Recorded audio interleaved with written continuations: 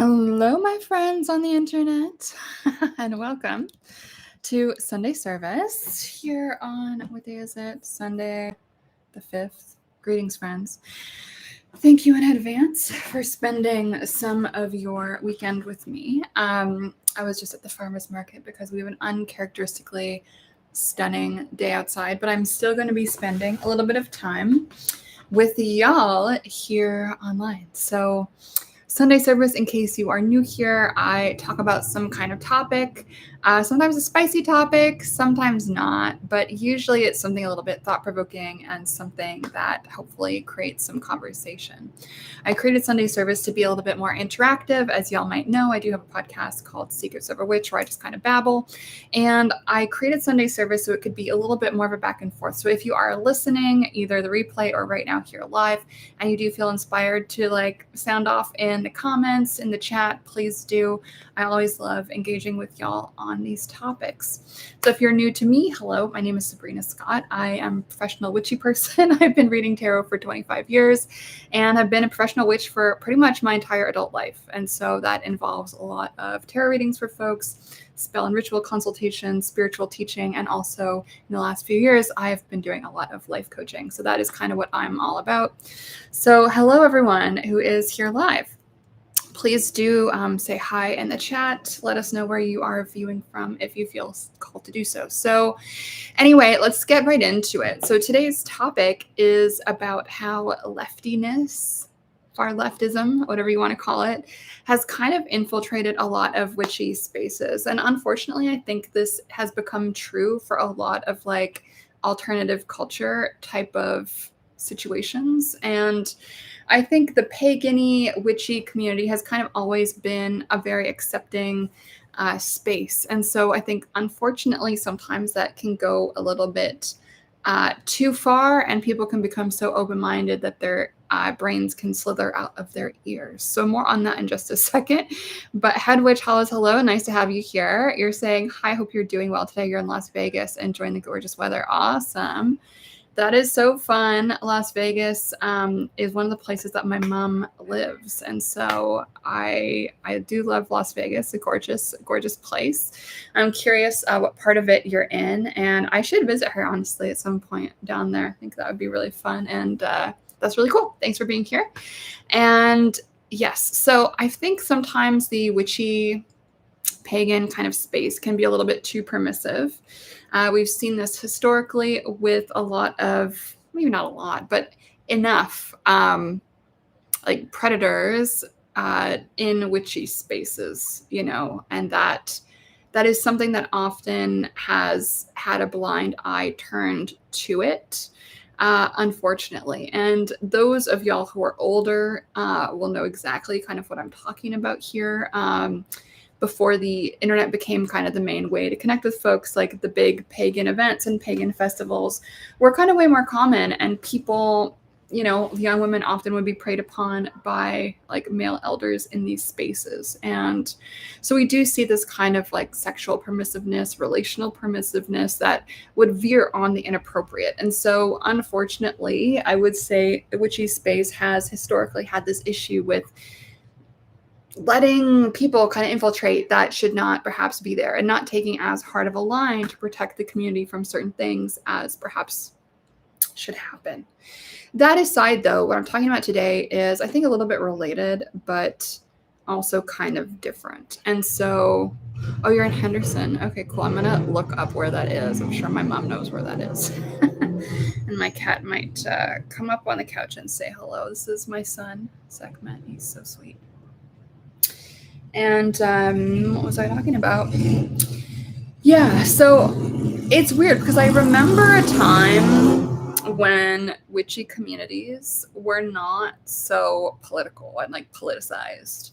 So back when I was in my late teens, early 20s, I did present at some kind of witchy conferences, witchy gatherings, and I would be presenting my ideas and all of this type of thing, and everyone else was doing the same. And it didn't used to be a situation where you knew where everyone stood politically. Like I didn't know. And like, this wasn't even that long ago. Like, I'm 35 now. So this would have been when I was, let's say, 20 years old. So 15 years ago. So in the span of 15 years, it goes from being a space where you don't really know what anyone's politics are. You don't really know how anyone voted. You don't really know what political issues are important to everyone. That's what I remember in the witchy community 15 years ago. And today, now it seems like the witchy community online and in person is like kind of overrun by being really caring about where you're at politically. And I feel like, unfortunately, right now, there is no space, no room for anyone who is not far left in witchy space, in witchy land.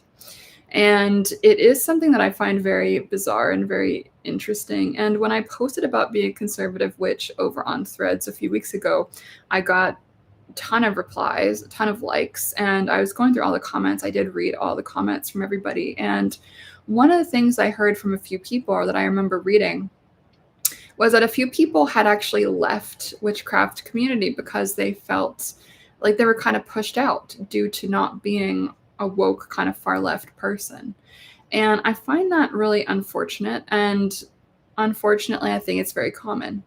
It's become common, and this never really used to be a thing, at all. And I don't really exactly know, like, why did this happen? How has there been this kind of left-wing takeover of witchcraft community? Like, it's something I'm still kind of trying to figure out, how did that happen?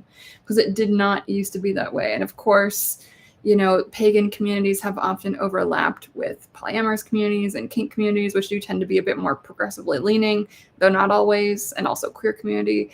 But there are conservative and mid-range people politically in all of those camps. And so I feel like something has changed in the last, let's say, 10 years, especially, last 5 years, especially, where if you don't have this particular set of beliefs, or you don't share this particular far left ideology, then all of a sudden you kind of get kicked out of witchcraft spaces. And that has happened to me, as I'm sure y'all know, and I think it's probably happened to some of you guys too listening. Maybe not you, head witch, who is here live, but I think for the replay, at least a few folks will be able to resonate with and relate to kind of what I'm talking about here. And it's really a shame, because ideally witchcraft should be something that is bringing us all together. It should be something that is a point of connection, that we can have this thing in common despite whatever other differences we might have, whether that's political differences, financial differences, sexuality differences, ethnic background differences, whatever it happens to be. Like, witchcraft should be this thing that we can kind of all come to unite around something that is a shared belief, something that is a commonality. And unfortunately, it's just become more and more and more divisive. And my first Sunday service, a month or two ago now, I guess probably 2 months ago now, which was about bullying in the witchy space by the extremely online famous witches of the internet.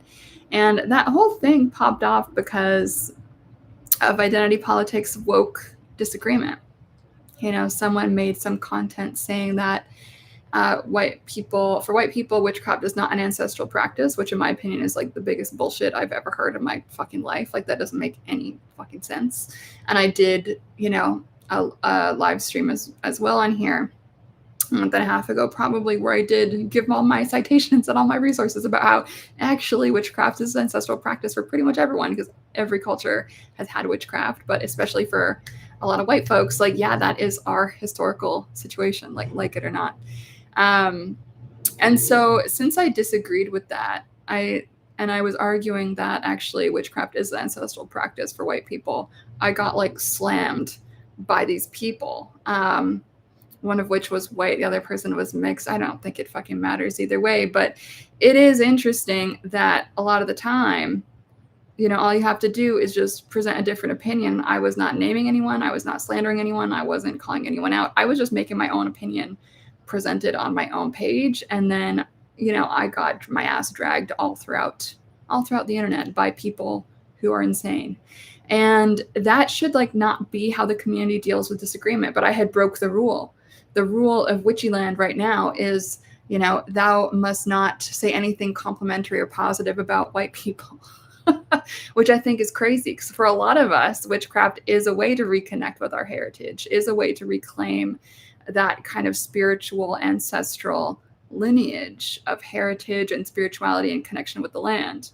And so I'm happy to like be, you know, bullied by these fucking idiots if, you know, that means staying true to my values and like sticking by what I know to be a fucking historical fact and refusing to be bullied into silence. And unfortunately, I think a lot of people are bullied into silence. And so I do have more to say on that, but I just want to see what's happening in the chat. So Head Witch is saying, I've been a solo practitioner for the entire 20 years I've been practicing, except for the last 3 or 4 years. I'm thinking about going back to practicing solo again. Yeah, I'm curious what group practice has felt like for you. I think it's interesting because I feel like group practice is something that so many of us like long for, but it often just like disappoints us when we get there, I think, because it is so much like ego and just everyone wanting to be like the head witch in charge and, you know, wanting everyone to kiss their ass. And like that really is not what witchcraft like should be about, in my opinion. And let's see, Head Witch is also saying, tell that to Celts and the Vikings for real. It's not what it was called when they were doing that, but that's what it was. I agree completely. And honestly, one of the most, I would say, witchy stores I've ever been to was a Greek Orthodox candle store in Chicago that I stumbled upon completely by accident after a photo shoot one day back when I was modeling. And you know, I talked to the ladies who owned the shop and like they prayed over the candles every fucking morning before they opened the store. The candles were like directly from somewhere in Greece. And I don't fucking know. The statues of all the saints were like from wherever, somewhere over there, like Rome or I don't know, somewhere. And they were doing like, they were dressing the statues. They were anointing them with oils. They were praying over everything. And that's pretty fucking witchy. I don't think they would call it that, but to me, that's what was happening. And Head Witch is saying it was wonderful and I loved it, but extremely left politics that get thrown in and discussed make it difficult to enjoy my time around the group. Okay, Head Witch, if you're comfortable saying a little bit more about that, I would love to hear. And I think that is exactly the type of thing that I'm talking about today with this theme for today's Sunday service, because you know, there is this trope that gets thrown around in witchy land right now, which is that witchcraft is only something for the oppressed, quote unquote, to do. Witchcraft is a tool of the marginalized. I've heard this so many times, and it makes me really disappointed that this kind of academic, like left-wing trope has somehow like infected witchcraft, you know, and it is from academia, and it makes me really honestly kind of ashamed to be getting my PhD in the next few months, hopefully, if all goes kind of according to plan, touch wood. Touching wood scared my cat. Oh no. I'll show you guys the cat because he's so sweet. Little son, he's so perfect. But you know, I hate that this kind of academic ideas, I hate that it's kind of made its way outside of the academy and has now started to ruin like everything. Because it's one thing to discuss this stuff in the context of a university classroom and talk about it in the abstract and talk about, you know, the theories and the ideas and the this and the that and the structural analysis and yada yada. And like that's, you know, one thing. But when it begins to leave the academy and then infect literally everything else, and you know, it just kind of ruins everything. And I think we've really seen that happen. Let's see, Head Witch is saying there's been people in the group talking about fighting conservatives. One that was saying that surgeries for minors is 99% life-saving and necessary. They've started trying to mold group language. Your kitty cat is so sweet. He is my little son. He's perfect. I love him. Yeah, he's my little guy. I love all my cats, but him and I are like, we're like this. I'm sure everyone who has cats like has that one cat or that one animal where you guys just like understand each other.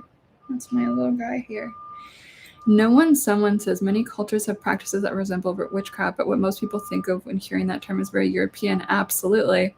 Yeah, like the word witchcraft, when I hear that word, like that is a very European, like white people word. Like other cultures are going to call it something different.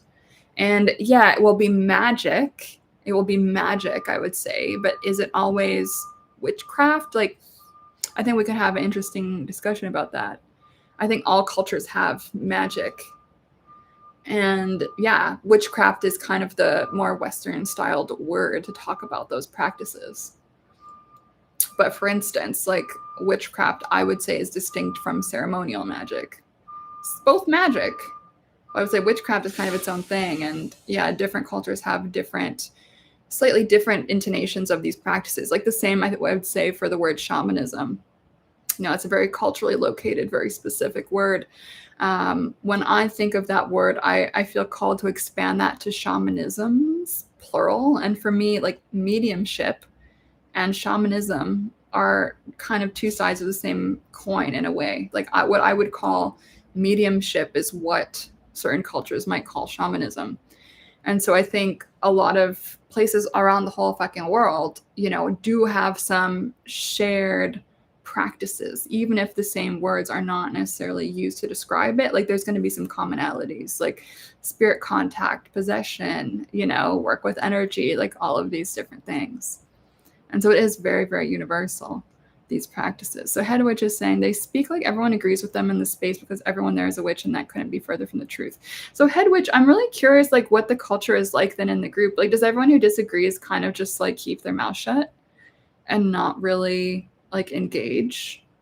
Because I feel like, you could kind of get yourself kicked out of the group if the group is like really hard line about some of these things. And I would love to know like where this idea that witchcraft is only for the marginalized came from. Like I think it's so strange, because ideally, like if we are marginalized, isn't witchcraft and magic, like isn't part of the point of this to become not marginalized, like to not be downtrodden, to create a better situation for ourselves, whether that is finding love, increasing our finances, being healthy, healing ourselves, getting more resources, having everything kind of work out well for us to increase our stature and our abundance of various, resources, whether that's money, whether that is other assets. Like, isn't that what a lot of magic is about? Is in a sense accumulation, is in a sense growth, increasing our position. And so this idea that witchcraft is only for the marginalized, it's like, only if your witchcraft doesn't work, then you'll maybe stay downtrodden if your magic sucks. It's like kind of interesting. Daphne says, beautiful glowing Sabrina. Oh, thank you. Yeah, I've got my sweat on from being outside at the farmer's market. It's a gorgeous day here in Toronto. It's like 25 Celsius. Stunning. I was wearing too much with this dress, which goes down to my ankles. I should have worn shorts or something. Let's see. Head Witch says, yes, for the most part, we keep quiet, but I only know of myself and one other. She makes posts on social media pages and gets violently attacked by group members for it if they don't agree. And I think that's so fucked. Like, whatever happened to just like coexisting? And I know I've said this on Threads a few times, but like, I remember when I was a kid, there used to be those really cheesy coexist stickers on the back of people's cars with like all the different religious symbols. And it was just like coexist. And I haven't seen one of those in a really long time on anyone's car or like literally anywhere. But I feel like we need to bring those stickers back, because I feel like we were able to coexist back in the day. Something happened somewhere where, especially I would say the left is so violent and demonizes anyone who is not exactly on their side. I think they even do it to the fellow leftists, to be honest, if they're not like the right kind of left or as left as they are. You know what I mean? And it's just really unfortunate, because like witchcraft, it should, just like any other, like, I think witchcraft is more than a hobby. For me, it's like the most important part of my life, but I'm sure for some people they relate to it as kind of a hobby. I think our hobbies, or our things that we enjoy, that we can bond with other people over, like these should be things that we can coexist across difference. It's like, these are spaces where we do get to interact with people who, yes, we agree about one thing, which let's say might be witchcraft and magic, but we might disagree about various other things, or we might be different in various other ways. And so it is this opportunity to kind of coexist and learn about other people who, yeah, we have this one thing in common with, but then there's also all these differences. And I feel like a lot of these far left people, like they don't they don't care, or I don't know what the hell it is. But it's like, I feel like there is this ideological fragility that they have where it's like, it comes off as like, he doth protest too much in some ways, it's like, if you guys are so confident about your ideas, why the hell are y'all so aggressive about it? Because I think when people are actually genuinely confident, there's like a bit more of like a silent, calm strength to it, a chillness to the conviction. Like, that's how I feel. Like, I don't really care if people disagree with my politics. Like, we don't have to get into it. We can have a pleasant beverage and a pleasant, a pleasant meal, and that's that. And it doesn't really bother me, but I think for a lot of these folks, it like, they kind of turn like rabid, and it's like something is possessing them, and it's very odd. No One Someone, that's a really fun username. No One Someone says, it only takes looking at the history of magical lodges and groups to see just how dysfunctional they are. Political disagreement is just a major vector for it. Absolutely. And you know what? You're so right on that. And it's really unfortunate. And I feel like I want to say that like magical spaces are like not special, and this kind of dysfunction happens wherever there's human beings and like groups of people. Because I think on one hand that's true, but I think on the other hand, I think there is something uniquely like wonky about groups of magic people sometimes. And I think because magic is so about, for many people, not all, it's not about connection. It's about like power. It is about, exercising that, let's say, and shaping circumstances, sometimes shaping, controlling other people. That's not how I see it, but that is how some people relate to it.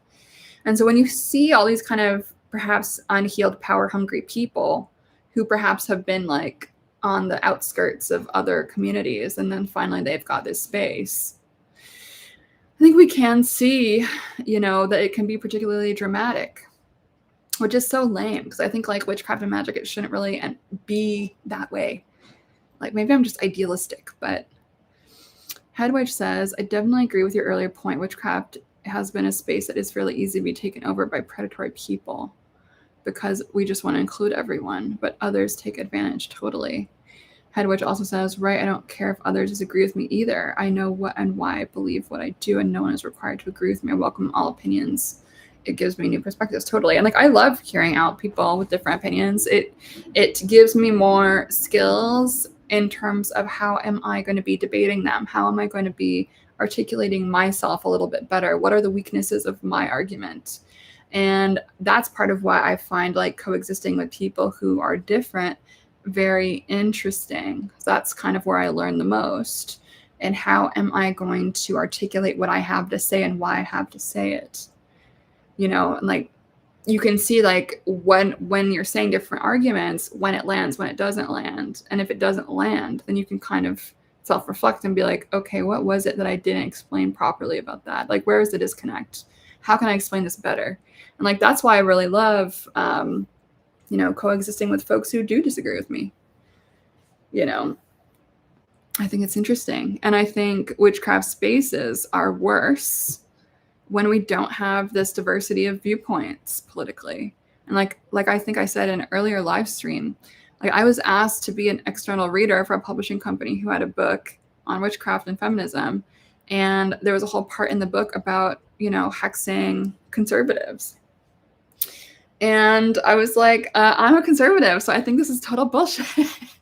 Like, I know this is really common in witchcraft spaces, but like, no one thought to like point out that conservative witches exist, and that not all witches are about, doing this kind of thing. Like, not all witches condone that kind of thing, and if all someone has to do is disagree with you or like be of a different political stripe for you to want to curse them, I'm sorry, but like, that's so sad and immature. I just find it so disappointing. It's like, that is not what witchcraft should be about. Witchcraft should be about personal growth, helping the world, helping community, healing the land, connecting with ancestors, all this type of stuff. That to me is what witchcraft really is about when it's at its best. Cursing someone who has a different political stripe than me is like so far from like what I would ever work with magic to do. Like, how insulting is that to the spirits? Like, so strange. Also, like, how immature does someone have to be to like do that? It's like playground, middle school bully energy. Like, that's how I see it. It's very unhealed. It's very like low vibe, if we want to use that type of phrasing. Also, this is my leftover smoothie from yesterday in my jam jar with my little straw.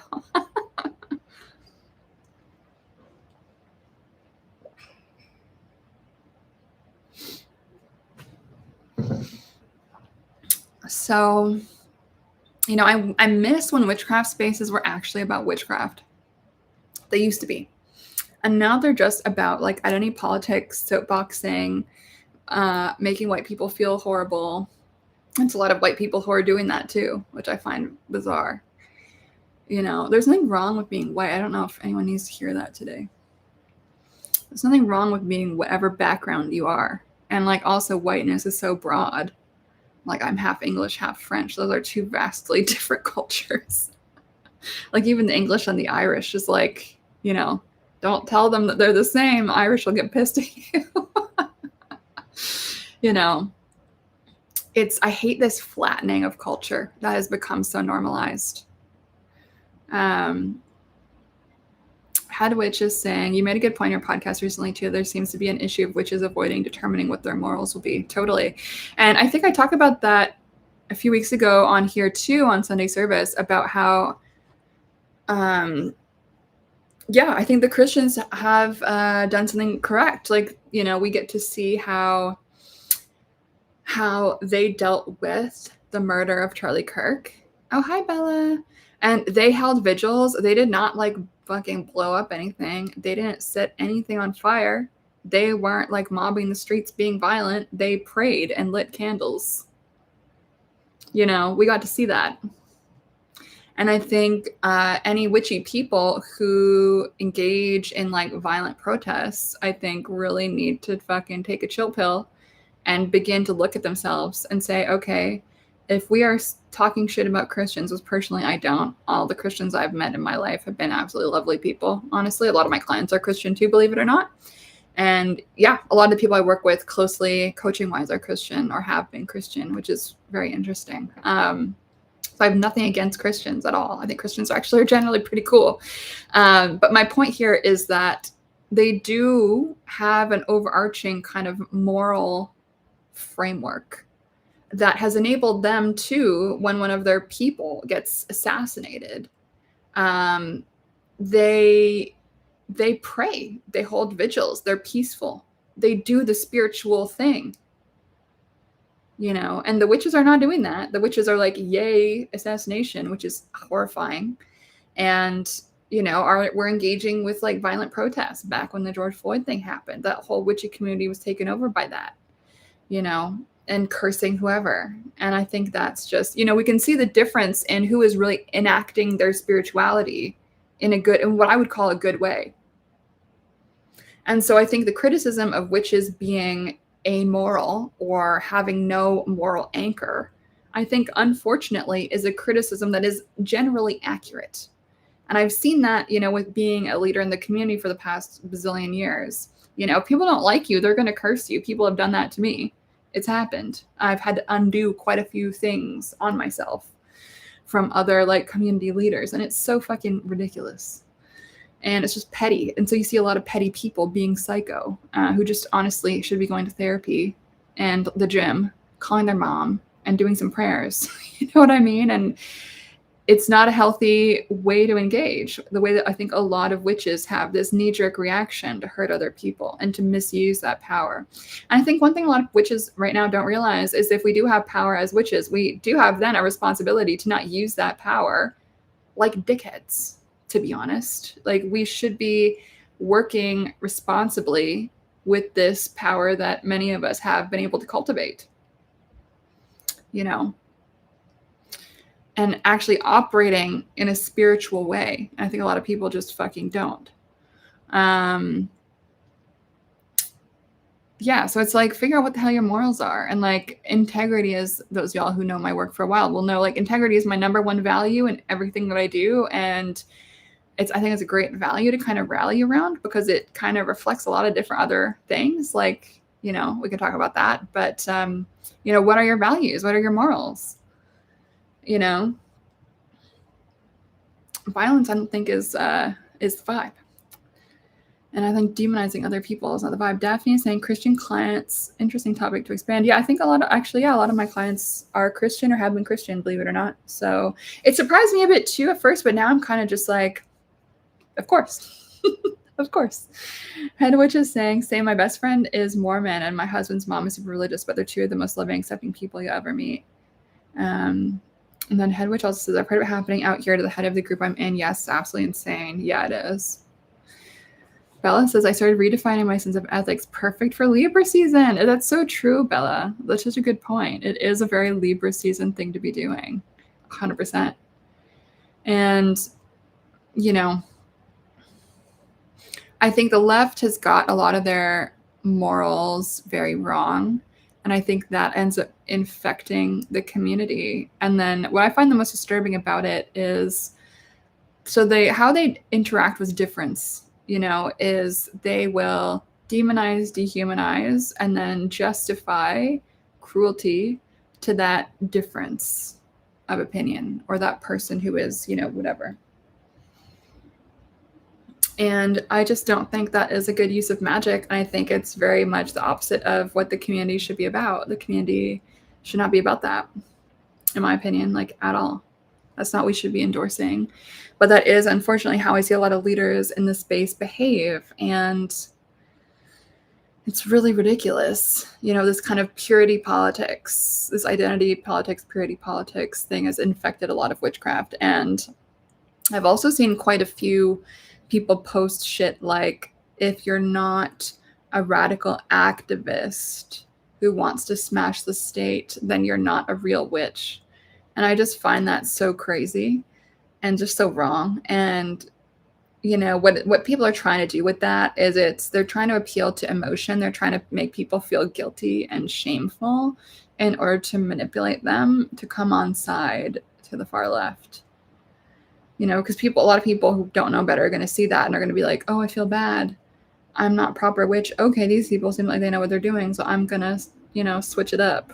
I'm going to go on to that side because that's how I can get acceptance and belonging. And a lot of people so desperately want acceptance and belonging that they will do pretty much anything in order to get it, including bullying other people.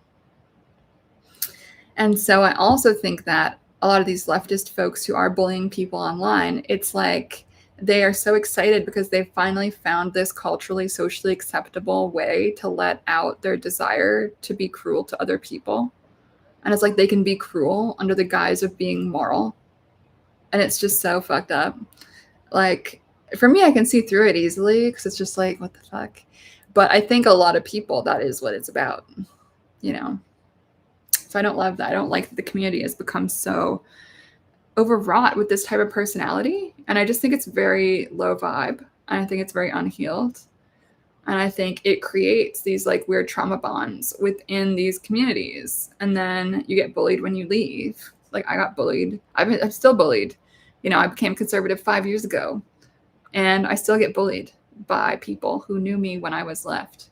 Can you guys believe that? Isn't that crazy? Because if, whenever I leave a group or if someone else leaves a group that I'm in, I'm always just like, okay, cool, no problem. Like, enjoy. It's been fun, but like, do your thing. I don't care. Like, it's fine. Like, am I going to miss them? Maybe. That's okay. They're on their own journey. Like, I've never like bullied someone in my life for like leaving a group that I was in. Like, I don't think I've really ever bullied anyone anyway. It's just not who I am as a person. The impulse has never really come up for me. But,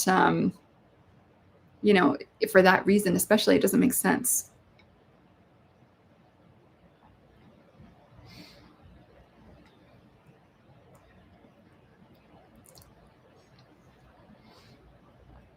Bella says, it's so weird to me because I noticed some people say after the assassination that if you claim to be a witch and don't think words are violence, I have to question your claim of magic. That is crazy. And that's like where this whole assassination, that's actually a really great point, Bella. I want to talk about that, but let me just read the other comments here. So Head Witch says, it's just like the people who go online and claim you can't be a witch unless you have list of usually expensive products. Now it's you can't be a witch unless you're liberal. Totally. Absolutely. That's what it apparently people are saying now. And it's fucking ridiculous. Daphne saying, wonderful. Head Witch is saying, I love the fact that you're talking about the unhealed tendencies they're showing us. Like witchcraft is being used as armor to avoid having to do inner work. Totally. And like all I see when people are masquerading in these ways is like the clear refusal these people have around doing the inner work. Because it's like, I don't know, if someone online says something dumb, like is my impulse to DM them and call them names? Like, no. I've never really done that, I don't think so. Yeah, I don't think I've ever done that. I've never done that. And sorry, my cat is like rolling around. What I usually do with that inspiration is I'll make my own content about the ideas where I'll reply, but I won't name them, but I'll create something articulating my perspective. And then usually I'll just forget the person ever existed because who has the time? And yet I think I live rent free in the heads of some people. It's very weird. Daphne is saying all initiation is self-initiation. I agree with that, actually. An initiation into a group is in opposition to self-growth. You can outgrow the covenant, should grow out of it. I agree with that, actually, Daphne. Yeah, I agree with that. I think a lot of people don't accept self-initiation because they're afraid of how powerful it can be. And it's all the spirits, right? Like I had what I call a spirit initiation when I was around 13. I pretty much lost my mind. I'm not going to get into it, but it's like, it can be fucking intense. Like I know why some people don't come back from that and they go fucking nuts. Like there are many stories about that. And it's a whole fucking process. But yeah, so back to what Bella was saying about the, some people saying that if you don't think words are violence, you're not a witch. Like, it's interesting because that whole idea comes from like weirdo leftist academia, that like speech is violence, words are violence. That is where that comes from. And it somehow escaped the academy, unfortunately. And now it has infected everything. And it's weird because words like are not violence. You know what I mean? They're not. It might hurt your feelings. It might make you cry. It might make you sad. It might make you spiral. It might make you triggered. You might be questioning everything as a result of some words that you hear. But words are not violence. And I think a lot of people have forgotten this. And I think, we're in an era, and I think most of us are probably in North America. Please correct me if I'm wrong. But like there has not been a mandatory draft, I'm assuming, in probably all of our lifetime. There used to be a time when death was fucking ubiquitous because everyone's sons, siblings, etc. were drafted into war, and everyone knew people who were fighting in war. Everyone knew soldiers. That used to be a thing. Death used to not be abstract. And I think now most of us are privileged enough, to use one of their favorite words, to not have to really contend with like the viscerality and the reality of death. Death is now abstract for most of us. And so violence is abstract for most of us. And so then we end up with this society that thinks that words are violence, but it's because they seem to have forgotten what violence actually is.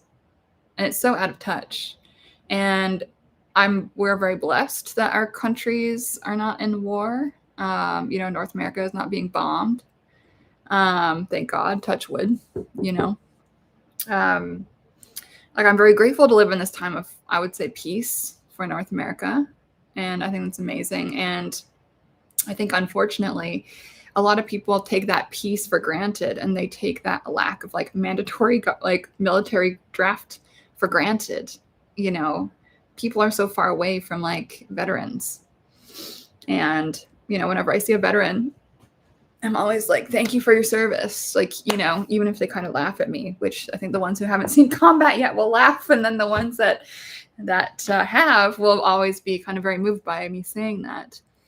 And I think yeah, war is so far away, and that kind of mass death is so far away for a lot of people that they will, get off on saying something as patently absurd as words are violence.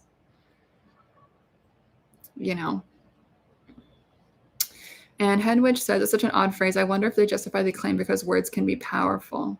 But just because something is powerful doesn't mean it's violence. Absolutely, I agree with that. That's a great point. Words are powerful, right? And I teach this in witchcraft too, right? Like the throat chakra is very powerful. We shouldn't be blocking it, which is part of the reason why I'm speaking on this right now. And I think the other thing I think a lot of people don't realize is just because you're offended doesn't mean you've experienced violence. And I think a lot of people think that if they feel offended or if they feel rattled or if they feel, I don't know, like affected in some kind of way, then it means that they've experienced violence. A lot of people now think that being uncomfortable means that they've experienced violence. And that is like the most out to lunch, thing that I can think of. It's pretty bizarre. And it's like, yeah, of course words are serious and like words create worlds, but it doesn't mean that we should be so afraid of words that we kill someone for simply speaking, which is part of why I'm so disturbed about the whole Charlie Kirk thing, obviously. And y'all know I liked him.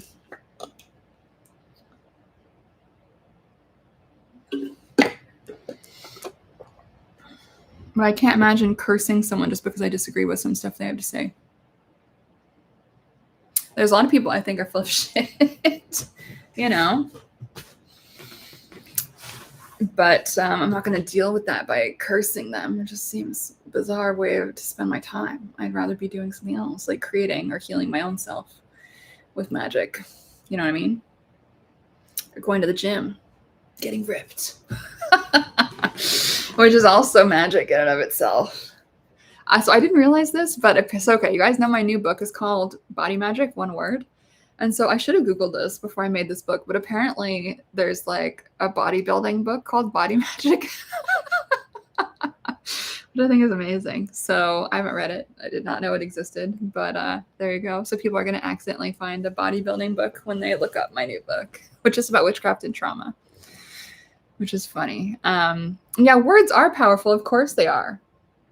But, are we so threatened by someone else's powerful words that we're going to try to murder them? Like, that doesn't make any fucking sense.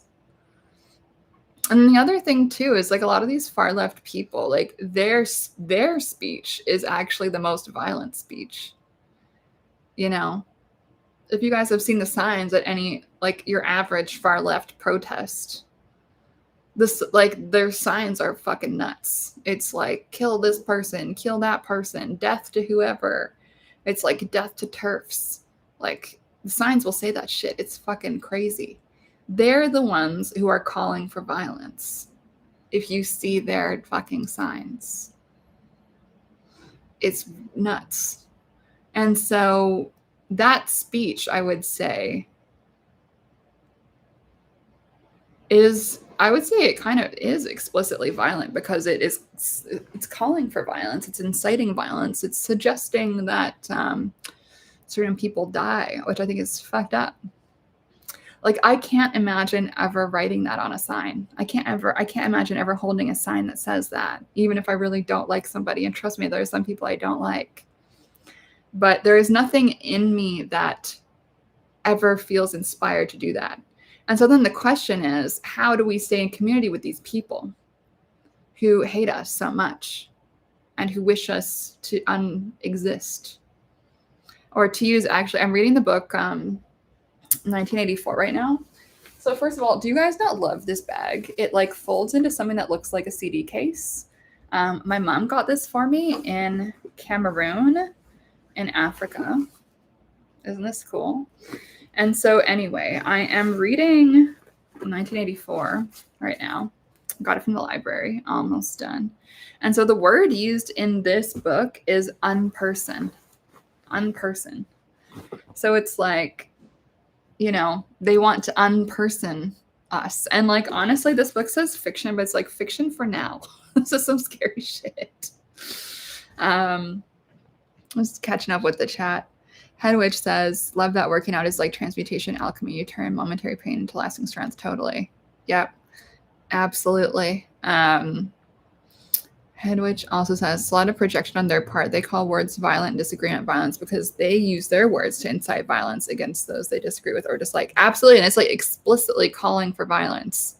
I think there's a difference between deciding that someone's opinion, which is generally pretty banal, is violent, and then using your words to express the desire for people to be unalived.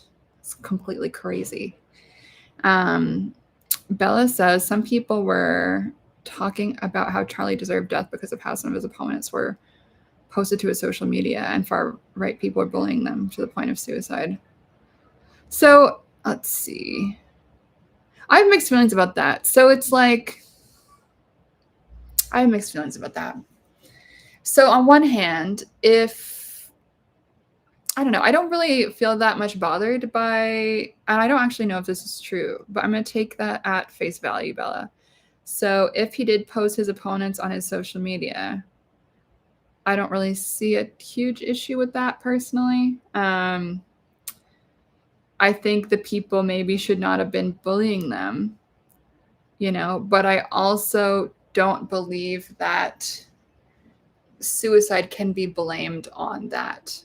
So my own opinion is that suicide is a failure of community, and sometimes it's a failure of family. Like, I really don't think it is something that can just be blamed on being bullied.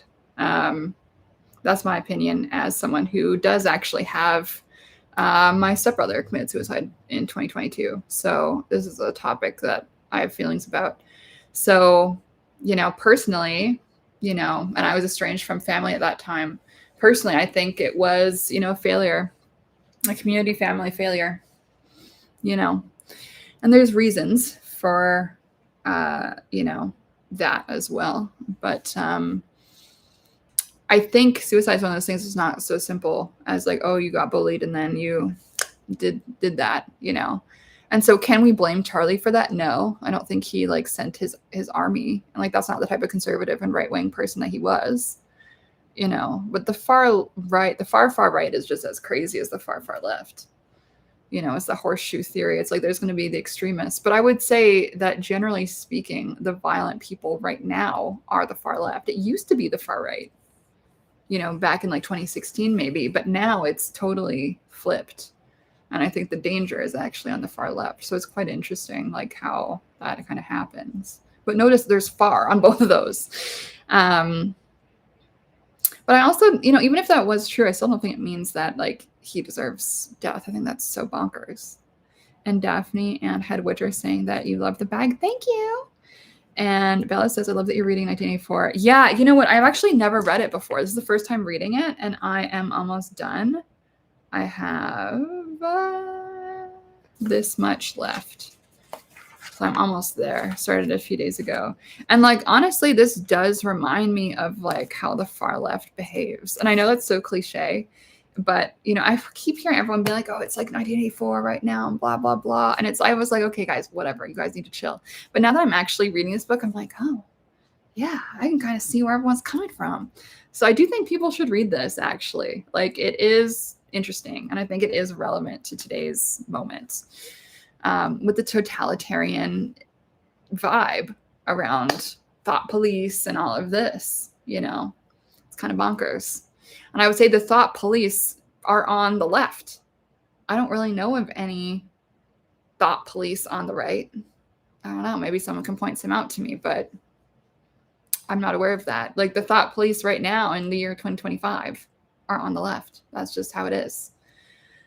And it's unfortunate. And I think the leftists of days past would be like very disappointed by that. Let's see. Hedwig is saying 1984 was something I had to read in high school and absolutely helped shape my worldview. They want to unperson you so they can justify violence. Totally. And I don't know how it was that I got away with never reading this in high school. I don't know. I don't know how that is possible. Actually, I don't think I read Animal Farm either. But we did read Brave New World in high school, which I actually just got from the library as well because I want to reread it. Because it seems like a good idea to just be looking at some of these things right now. And let's see, Head Witch says extremism tends to breed more extremism, both on the same side and the opposite side. Head Witch says the book was labeled fiction, not how to. Yeah, totally. It does say fiction. It's like, okay, leftists, fiction. This is not a guide. And it's interesting, right, that the far left authoritarianism does seem to be so on the rise. And it's just so bizarre to me because witchcraft in and of itself, to me, a conservative witchcraft actually makes more sense than a progressive witchcraft. Though I think you can be a witch and be of whatever political stripe. I really don't give a shit. But if we think about it, it's what is witchcraft really about? It's about, the land. It's about the past. It's about connecting with the past. It's about connecting with our ancestors. It's about honoring our ancestors. It's about healing family lineages. It is about healing intergenerational trauma. It is about connection with cycles and rhythms of the earth. It's about cycles and rhythms of the physical material body. All of that is very material, and it is based in material reality, all of this. And it is, in a sense, then conservative, we could say. I think there is an argument that it actually makes a lot more sense to be a conservative if you're a witch than, smash the state, progressive, far left. But that's just my opinion. Head Witch says, I was in advanced language arts classes for middle school and so on. That might be the difference there. So was I. I was in all the fucking gifted and talented blah, blah, blah programs my whole middle school and high school. And then I moved to Canada and then I skipped a grade. So I don't know. Maybe Brave New World was just the sexy book that everyone wanted us to read back then. I don't know. Maybe they thought 1984 would be too crazy because there is some kind of explicit stuff in it that did surprise me a little bit. Let's see. Bella says, I didn't read any of Oral's work in high school. It was unfortunately because I wasn't in honors English class. That's so absurd to me now. Yeah, honestly, I think everyone should read it, especially now. I know a lot of people don't really see it as worth their time to be reading, but I do think that reading is so crucial. I think everyone should read every day. Everyone should read every day. That's my opinion. You know what? I'm really blessed, though. I feel like my middle school and high school in Colorado, we did have 15 minutes of reading time every morning, I think. And I'm grateful for that. And I've always been a reader, but I feel like having that instilled mandatory in school was really good. Head Witch says, I agree with that. Witchcraft is connection to nature and the ancestors, learning from our past and healing ourselves and lineages and honoring all life as sacred. Absolutely. And it is based on material reality. It isn't based on random making some random shit up. It's really not about that. Witchcraft is rooted in material reality. It is rooted in, biology of plants, biology of the seasons and all of that shit. It's based on, honoring what has come before. It isn't generally about destroying everything, I would say. And a lot of progressives are about destroying everything. And that is really not what witchcraft is about. Witchcraft acknowledges cycles of life and death and rebirth, like we see with the seasons and the Wheel of the Year in Wicca. But it is not about just full-on destruction of everything. That is not what witchcraft is about. Witchcraft is not actually about revolution. It's about conservation and lineage and heritage, actually. And connection with all that is. It is about connection. It is not about the severing of connection, really. It's about reconnection to the land, to our ancestors, to healing all of these things, to taking care of the land, to taking care of our ancestral lineage. It's about care. It's about giving. It's about mutuality. It's not about smashing things and destroying things, actually. If you're an animist like me, you shouldn't want to smash anything, really. You'll acknowledge that things come and go and things live and die, and there's cycles of life. But if you're a true animist, you're not going to want to live a life based on destruction, in my opinion. And so Yeah, I miss a witchcraft community where people weren't just talking about like, you know, smashing the state every 5 seconds. Like, can we just like move on? Can everyone just read like Brave New World and 1984 and we can just like collectively move on from being children? That's disappointing. I think a lot of people who focus their work on this type of thing, their magic probably is like not that good either. That's my hot take for today. Because it's like, you know, why not focus on healing our own lives? Why not focus on bettering ourselves? Why not focus on the inner work? Why not focus on healing the ancestral trauma? Why not focus on healing our own like crazy parts of our mind and body and spirit?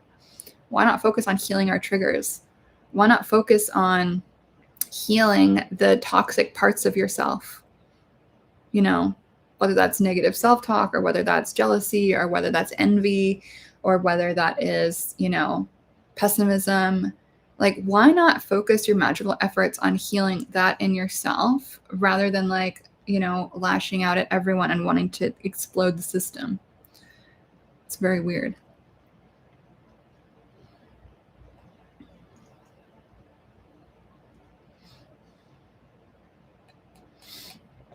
And so I miss a witchcraft community where people can actually talk about witchcraft. Because everyone's talking about, you know, I'm going to call it the watermelon mafia. I think you guys know what I mean. I had a friend of like 5 years abruptly unfriend me because I was not as aggressively watermelon mafia as she was before I switched sides to supporting Israel. And she posted all this horrible shit about if you're not posting every day about you know where, then you're not a witch. It's just like, girl, shut the fuck up. Insane. And so I think a lot of these people are acting in this way, I think probably because they're insecure. I think it's a way to perform moral rightness amongst other people who kind of have agreed that this is what the performance of moral rightness looks like. And it's a fast track to quick community for people who likely don't feel like they have one. Because a lot of witches are on the outskirts in a way. I get that. I've kind of always been a bit of a lone wolf in some sense. So I understand that. And the desire for community, I understand that. But it's like, at what cost? It's community at cost of self, community at cost of soul searching, community at cost of, you know, figuring out where your own moral and intellectual and spiritual anchor is. And then you're just kind of like floating along where everyone else is going. And sometimes that's going to involve a not good ending, you know, and it's like, that is not real community. Like as soon as I left the left and explained why, like the amount of bullying I got was fucking insane. So those of you guys who've been in my space for a really long time will know that I used to identify as non-binary, and I identified as that for like 10 years. And that came from gender-based kind of sexual trauma, in my opinion. I was afraid of women. Like the first sexual violence I encountered was from women. And so that, I think, alienated me from my own womanhood. I talk about this in another YouTube live a few years ago. And so anyway, eventually I kind of healed my trauma and realized that that was what that was about. And so I decided to stop that identification. I reclaimed that relation to like womanhood and femaleness. And because of that, I got bullied so fucking much by the left. And this is like people I knew in person from like my PhD cohort. So these are supposedly smart people who are behaving in this fucked up way. And like, I never got so much slander online as when I like non-binary to myself, which was like, I don't know, 3 years ago, maybe 3 or 4 years ago now, maybe even 5. I don't even remember. But I think I did it privately 5 years ago, and then publicly I did it maybe 4 years ago. But it's like the amount of hate I got from like the gender people was crazy. Like you would have thought that they would be happy for me embracing my, you know, gender and sex and all of that. But if you're anything other than a non-binary she, they, you're apparently evil to them and completely crazy. And it's like, healthy people don't follow people around the internet and bully them for having a change in opinion or for sharing their experience of trauma and healing, which is what I was doing. Sharing my experience of trauma and healing and how that shift in identity, in the first place was because of trauma, and then shifting back was because of healing the trauma, right? And explaining that journey, I think, was really important thing for me to do publicly and loudly, because how many people can relate to that and didn't really make that connection for themselves of that's why they felt that way, And so sharing that story for me felt brave and important. And I think my next graphic novel is going to actually be about that. So it'll be the third in the trilogy of these kind of like witchcraft graphic novels that I'm doing. But it's like these kind of like non-binary mob basically like came the fuck after me when I stopped identifying that way. And these were all like witchy queer people who bullied me and still bully me 5 years later, which is insane. Like, why are they so threatened by people who are detransitioning and desisting from like the gender queer space? I think it's because we threaten their narrative. We threaten their narrative of born this way, because I wasn't born this way. It was trauma that caused me to get alienated from womanhood, and it was healing the trauma that allowed me to kind of come back here and be at home. It's very strange. It's very strange. Which is, why I talk about this stuff, because I think a lot of people have had similar experiences to me, but just haven't vocalized it due to fear or whatever, which I totally get. These people are so nuts and like so cruel, and like they will bully you. It's nuts. Like healthy people don't do that. If any, like people actually wanting you to be happy in your body and heal your trauma, they're not going to bully you for what I got bullied for. You know what I mean? And so I do think it's a cult. I do think the gender thing is a cult. Because like as soon as you embrace being cisgender, and that is then, and if you frame that as healing and good and the result of healing trauma and connecting to the body, like I did in my experience, they will bully the fuck out of you like they bullied the fuck out of me. And this is, again, people I knew like in reality, like from my fucking university. And so they don't care about your true gender happiness or gender euphoria, as they would call it. They care about you speaking the party line in the cult of gender whatever. It's very fucked up. And unfortunately, that has infected a lot of the witchy community. And it's like just so bizarre. Because if it really was about true selfhood, no one would be bullying me. If it really was about like, we're happy that you're happy and you found yourself, they wouldn't be bullying me. They're bullying me because it's a cult. And when you leave the cult, you get in trouble. It's going to leave that with y'all. Daphne says time passes quickly. It really does. And it passes more quickly the older you get, I find. I remember my 8th grade English teacher telling us that would happen. And it's like, I think about that all the time. It's so true. Bella says it's so alienating. I have to be careful with conversations I involve myself at work because they're so aggressive about their politics. Having to align in witchcraft space is so wild to me. Bella, I would actually love to hear about that in whatever way you're comfortable sharing. Like, what kinds of things are people saying? And I hate that, like, we do have to keep it quiet. And obviously I'm not. Here I am babbling on the fucking internet, as always. So I'm clearly not keeping it quiet. But, I have experienced repercussions and pushback because I'm speaking, but I just don't know how to not. Like, my 3rd house is Scorpio. My Black Moon Lilith is in Scorpio. Like, I don't know how to not, like, speak and transform. And that just seems to be my path in this life for whatever fucking reason. So here I am babbling the difficult stuff. But I think it's so important. Like, I think we need to talk about this because it's not just me experiencing this in my life. Like, this is everywhere in witchcraft spaces. Like, it just is so common. And it shouldn't be, that's not what witchcraft should be about. Like, it should be a space where we can come together and talk about witchcraft and be, doing energy work and be healing the land or be connecting with the land or learning about animism or whatever it happens to be, like working on our ancestral stuff, working on our inner work. Like, that's what we should all be connecting about. But unfortunately, it's like, who bullies you when you leave? Cults. You know, if it's a healthy group, no one's going to bully you when you leave. Like if anyone, like whenever people have left my courses or left my this or left my that, have I bullied them? No. I say, great, have fun doing your thing. Or I just like, you know, forget about it. Like it's not something, like I don't go chase these people with a grudge and say, how dare you? Like that wouldn't even occur to me to do. Daphne says, occult practice in public will be scrutinized and the judgments are often from trauma and jealousy, like you have said. Totally. Yeah, I want everyone to work on their shit and like heal their bullshit. That is my wish for everybody. You know, it really is.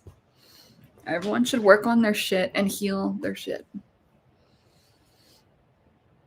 And a lot of people never do because it is so much easier to just direct energy, hateful energy outwards. It's a lot easier to go bully other people than admit and question, okay, maybe I fucked up here. Maybe I've done something wrong. Maybe there's something I can do differently. That inner self-contemplation, healing work on the self is not an easy thing to do. A lot of people avoid the fuck out of that. But that's where the real work has to happen. And it's not fun. It's not easy at all.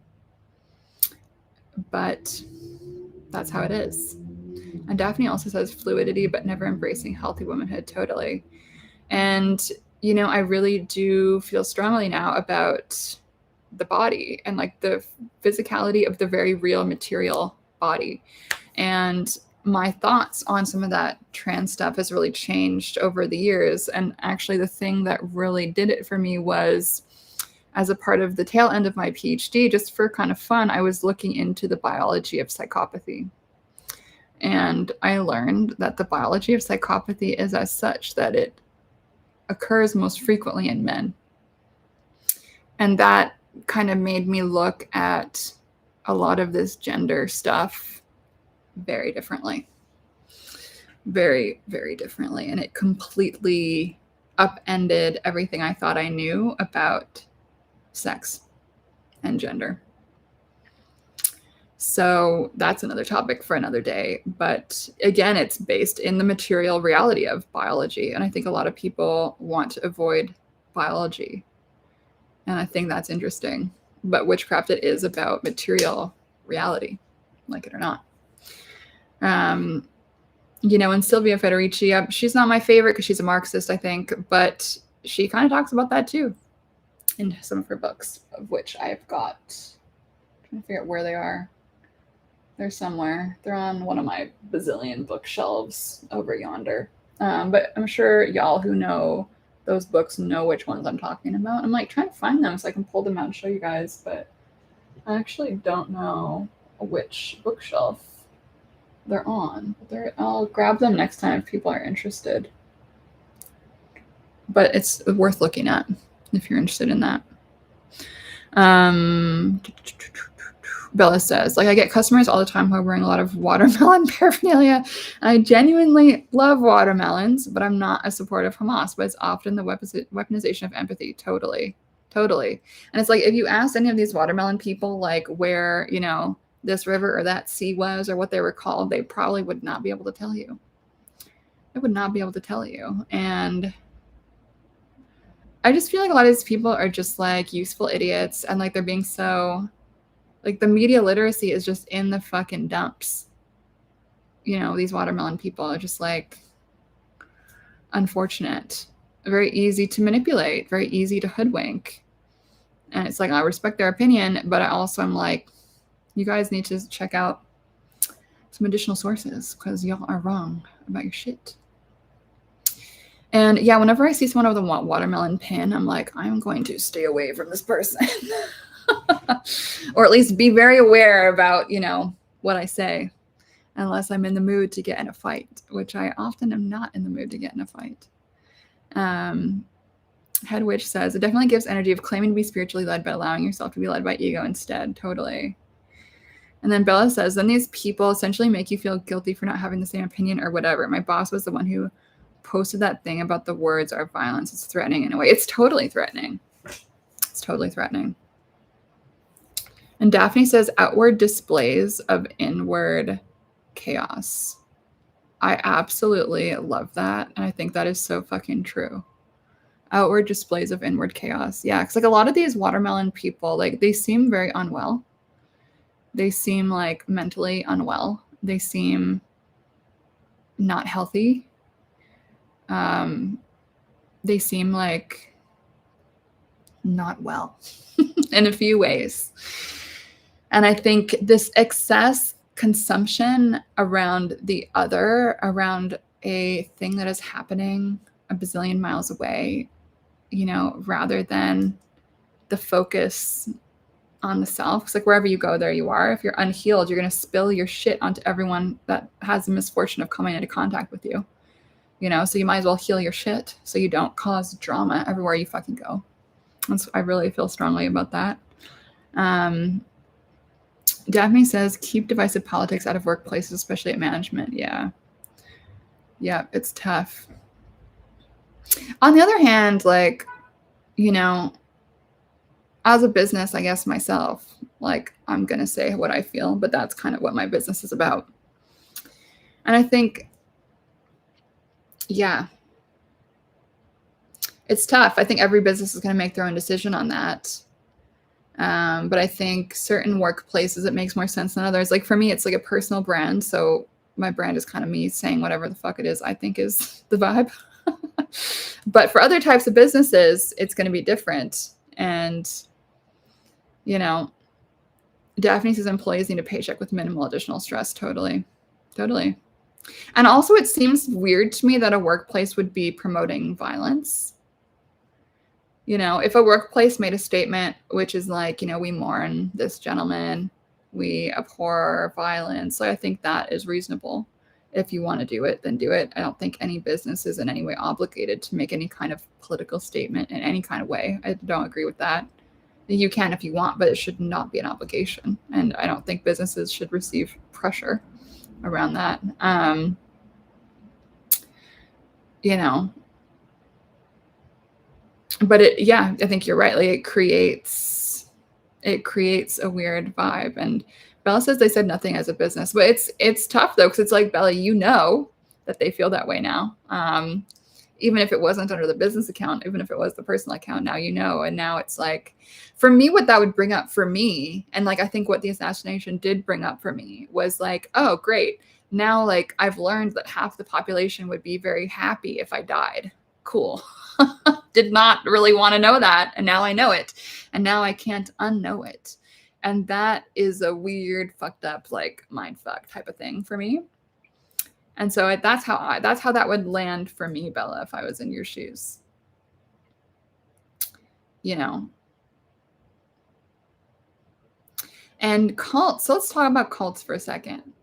So cults, otherwise known as high demand groups. I did study this a bit for my PhD. Am I a cult expert? No, but I know a decent amount. And so how cults work, they have this very interesting, unique psychology, which creates this thing called disorganized attachment. And it's the same psychology that we see in abusive relationships and also abusive families. And so it's this mix of love and fear.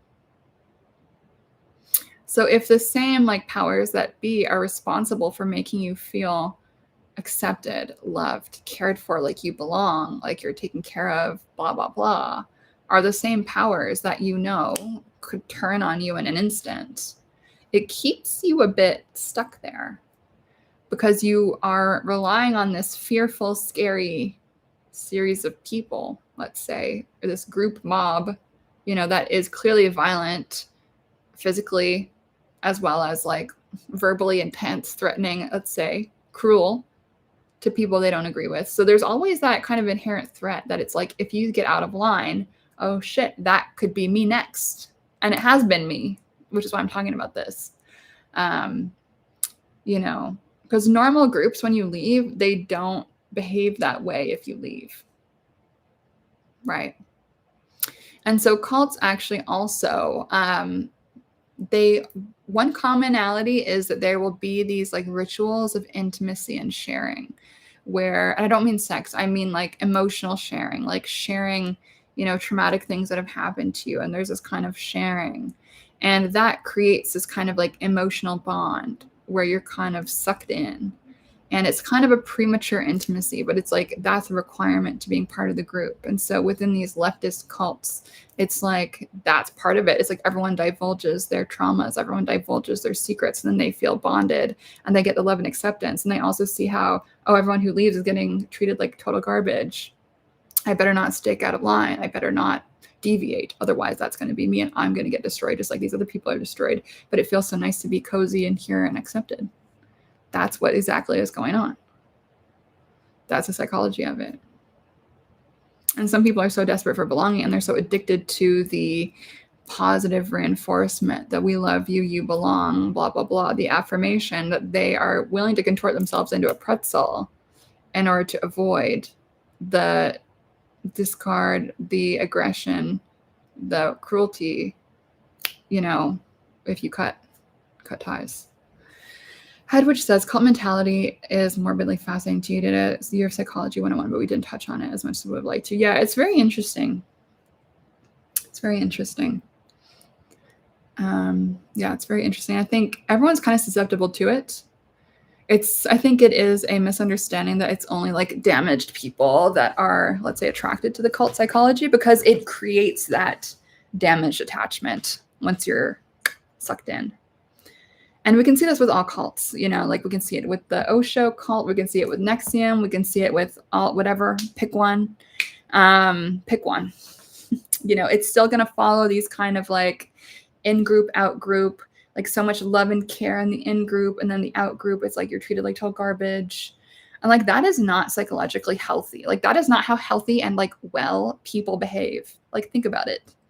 Like why is it so normalized that this is how things go?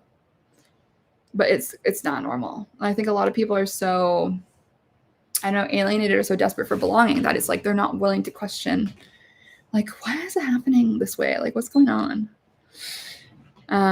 Bella says, not me realizing that my job is a cult. JK. All right, smoothie has been vanquished. Yeah. And then like I think one way to decide, is it a cult or is it not a cult? If it's not a cult, if you leave, it's not a big deal. No one cares. No one's going to make it a problem. They're just going to be like, they're going to throw you a party. They're going to make you a cake. And they're going to say, best of luck on your next voyage. That's how you know if it's not a cult. If it is a cult, they're going to chase you down. They're going to bully you. They're going to, you know, you're going to live rent free in their head. And the amount of people bullying me from the left 5 years on after I like defected is insane. Thank you, Awaz. Hello. Head Witch says, this is why I personally am grateful I've been betrayed essentially by people who have claimed they love me. It gave me a bit more of a discerning ear and eye, I think, when people claim that. Totally. Yeah, totally. And it's like, it was very kind of heartbreaking for me to lose like my not entire network. Hey, a lot of my network for, let's say, coming out as a conservative and then supporting Israel. You know, I've lived here in Toronto for like 20 years. And so I'd say like 85, 90% of my network is now cut me off just because I'm a conservative, which is so crazy. Because like conservatives are like half the population. And so this is Awaz, you guys. She's a little baby.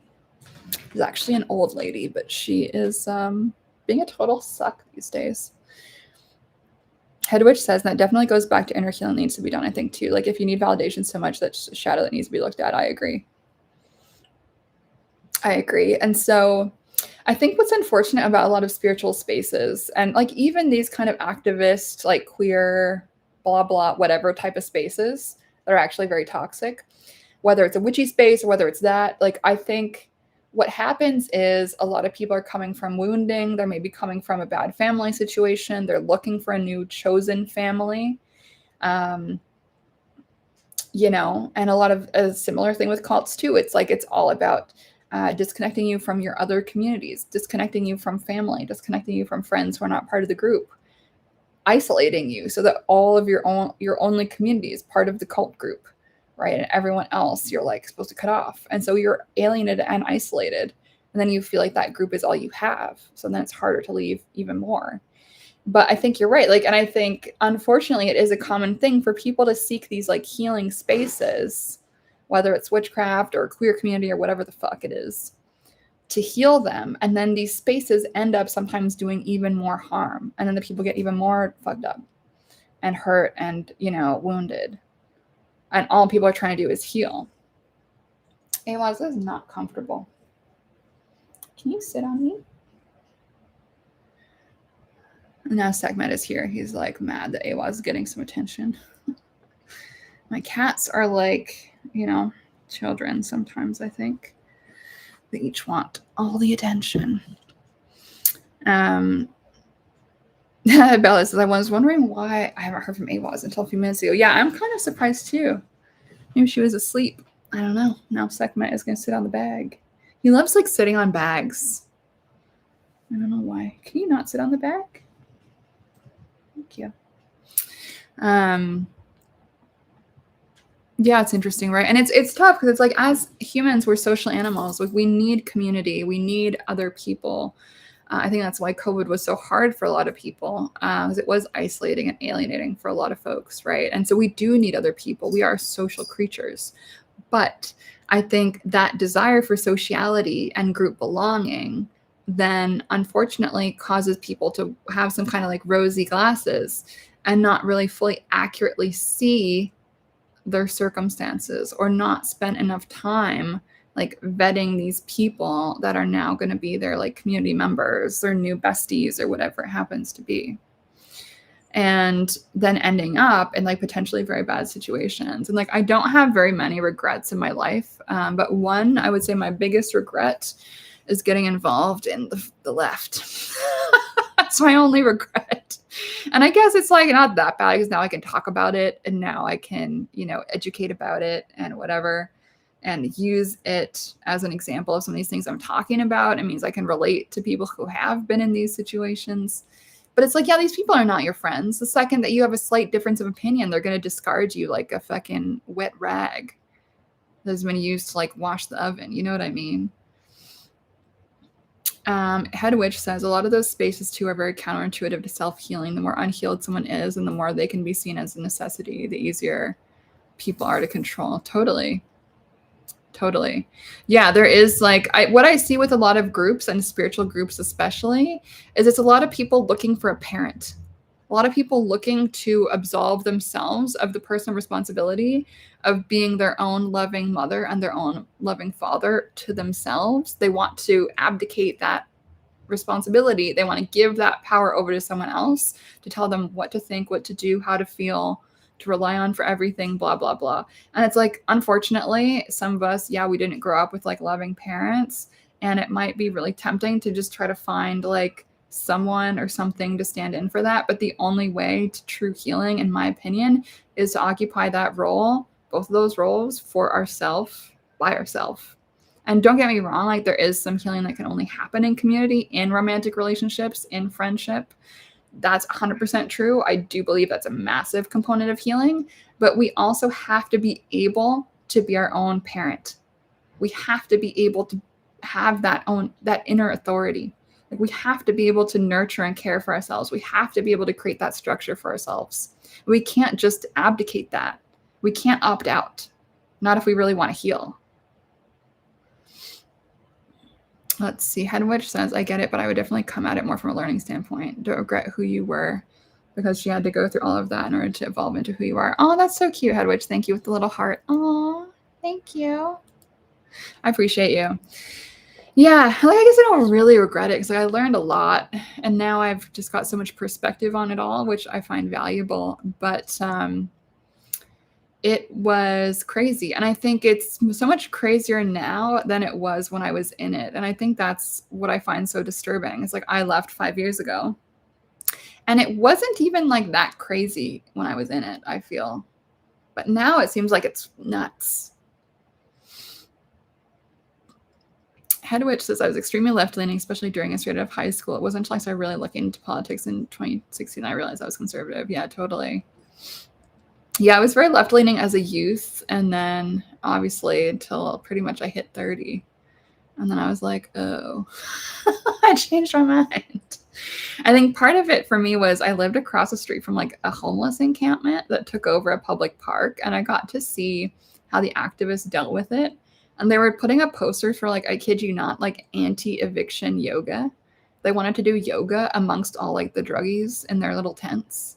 The tents that they set on fire every single night, that I got to call 911 to be like, there's a tent on fire. And they're like, yeah, we know, we're on our way again. I got to see overdoses from my bedroom window, massive piles of drug needles all over the sidewalk, people taking a poop on my front steps. And everyone's like, we support our neighbors in tents. But it's like, of course, no one on my street supported the neighbors in tents. It was everyone who lived fucking far away from the tents that would support it and bring fucking pizzas and do yoga amongst the fucking drug needles. That's insane. Meanwhile, I was having nightmares about the drug needles and stepping on them. And so, yeah, and then I saw the activists doing all this fucking crazy shit.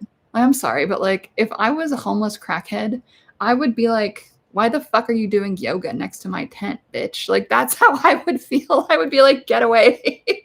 It would not make sense to me. Like, if I was in that position, you know, there, but for the grace of God, go I.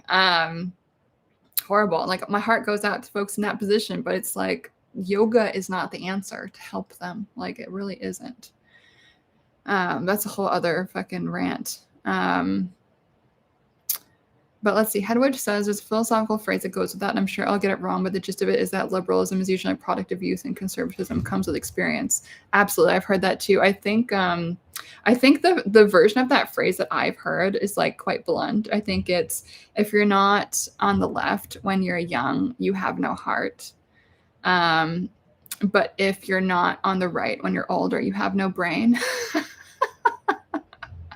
Which I think is funny, and I think to some extent is true. Though I respect my friends who are left and center. Much love to y'all. We can still be friends. It's all good. I really don't mind. But I will say that becoming conservative was for me also a result of reading much more global perspectives, much more international perspectives, and perspectives that were not focused on the North American experience, and perspectives that were not, like within this kind of North America, USA centric way of framing things.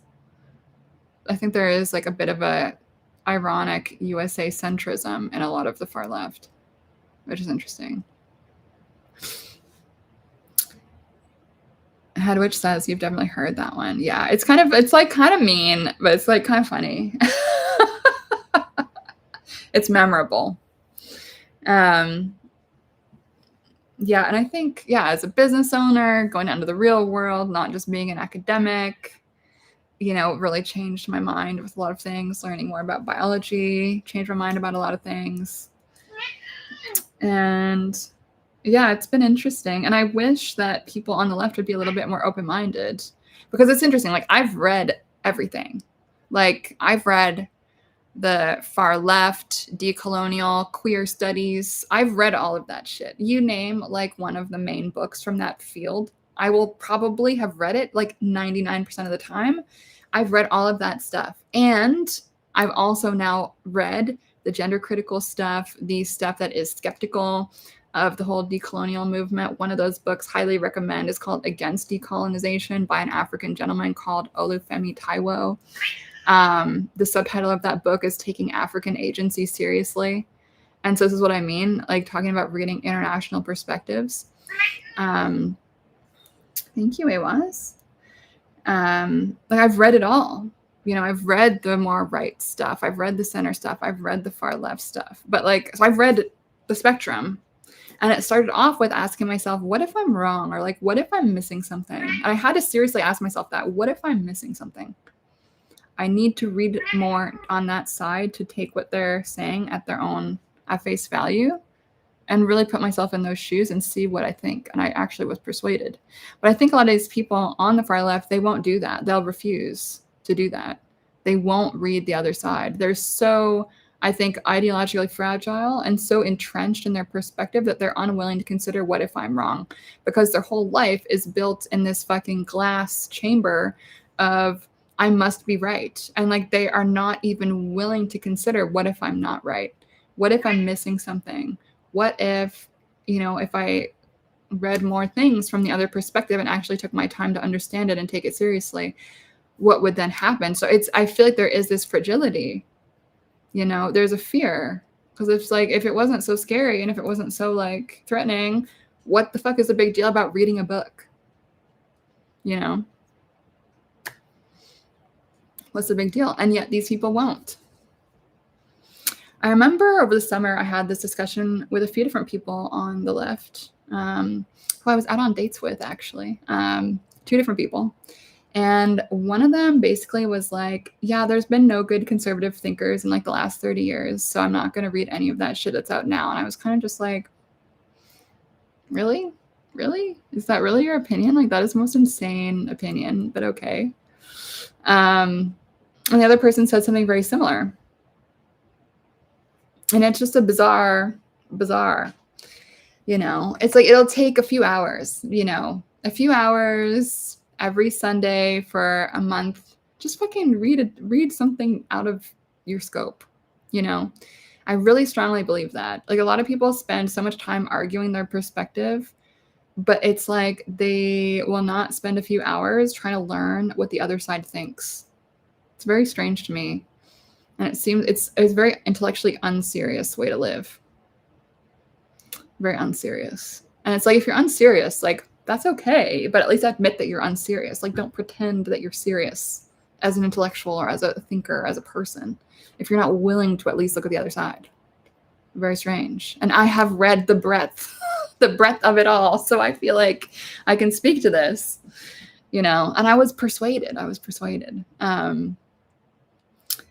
Let's see. How to Witch Hollow says, why does this person believe this opinion is one of my favorite questions to research? Totally. And I find that's one of the most interesting positions to operate from, is that space of curiosity. And I feel like for whatever reason, the left is incredibly uncurious. And a lot of people on the social medias are incredibly uncurious. And they're just, you know, regurgitating some random bullshit that they heard somewhere. And they don't even stop to think like, is this correct or is this not correct? Why do I think this? Why am I so certain about this? Where did this source come from? Like, a lot of people are not willing to do that, yet they're so committed. Like, they're so committed to what they think, that they're going to end friendships. You know, they're so committed. They're so certain that they're going to end friendships over stuff that they don't really know anything about. And yet they're so certain about. It's very interesting. And that is like so toxic. Like, I don't really desire that in my community. Like, I like curiosity. I would prefer it if people come at me asking me, what do you think about blah, blah, blah, rather than saying, oh, so you're a this, so you think that. Curiosity is like dead in a lot of communities, and it's really unfortunate. But I think curiosity is such an important skill for life, for living a good, happy, healthy life with good relationships, right? Because if you are in a disagreement with someone and you just say, you think this because of this, rather than asking them, can you tell me how you're feeling and why? You're going to get 2 totally different answers. And one of those is going to be a lot more relationally healthy than the other one. There's a pro tip for y'all. Hedwig says, there definitely seems to be almost an innate fear of potentially having their opinion challenged or changed. I think it comes from the claims that they're more moral than conservatives. Totally. And it's interesting. I'm reading this book right now called, oh my God, what is it called? Oh my God, I don't know. But it's by this guy called Will Storr. I think it's called The Status Game. I'm only a little bit of the way through, because I got distracted by 1984 and some other library books that are overdue, so I'm distracted. But this book is, I think it's called The Status Game. And so basically, I'm only like the first chapter through, but from what I remember, he was talking about how societies base their status on 3 different things: success, power, and righteousness, like moral righteousness. And I feel like right now, for whatever fucking reason, the way to perform high status right now, at least in North American context, is to perform like moral righteousness and like a moral superiority. And I think that is like part of what's going on here, is a lot of these people, they're so desperate for status. And that kind of, if I can just like wax philosophical here for a second, kind of goes back to what we were talking about before, right? If all these people on the left are considering themselves as like marginalized and like downtrodden and whatever, and they're feeling like they lack in status, if they can perform moral righteousness and superiority as a way of elevating their status, that's what's in it for them. And I think that is likely the motivation behind all of this. But I think they will never admit that shit to themselves, which is unfortunate. Head Witch says, yes, a lack of curiosity is the quickest way to destroy a relationship, any relationship, because the communication will come from that openness and curiosity. Totally. You know, the best way to have any relationship is to ask questions, you know?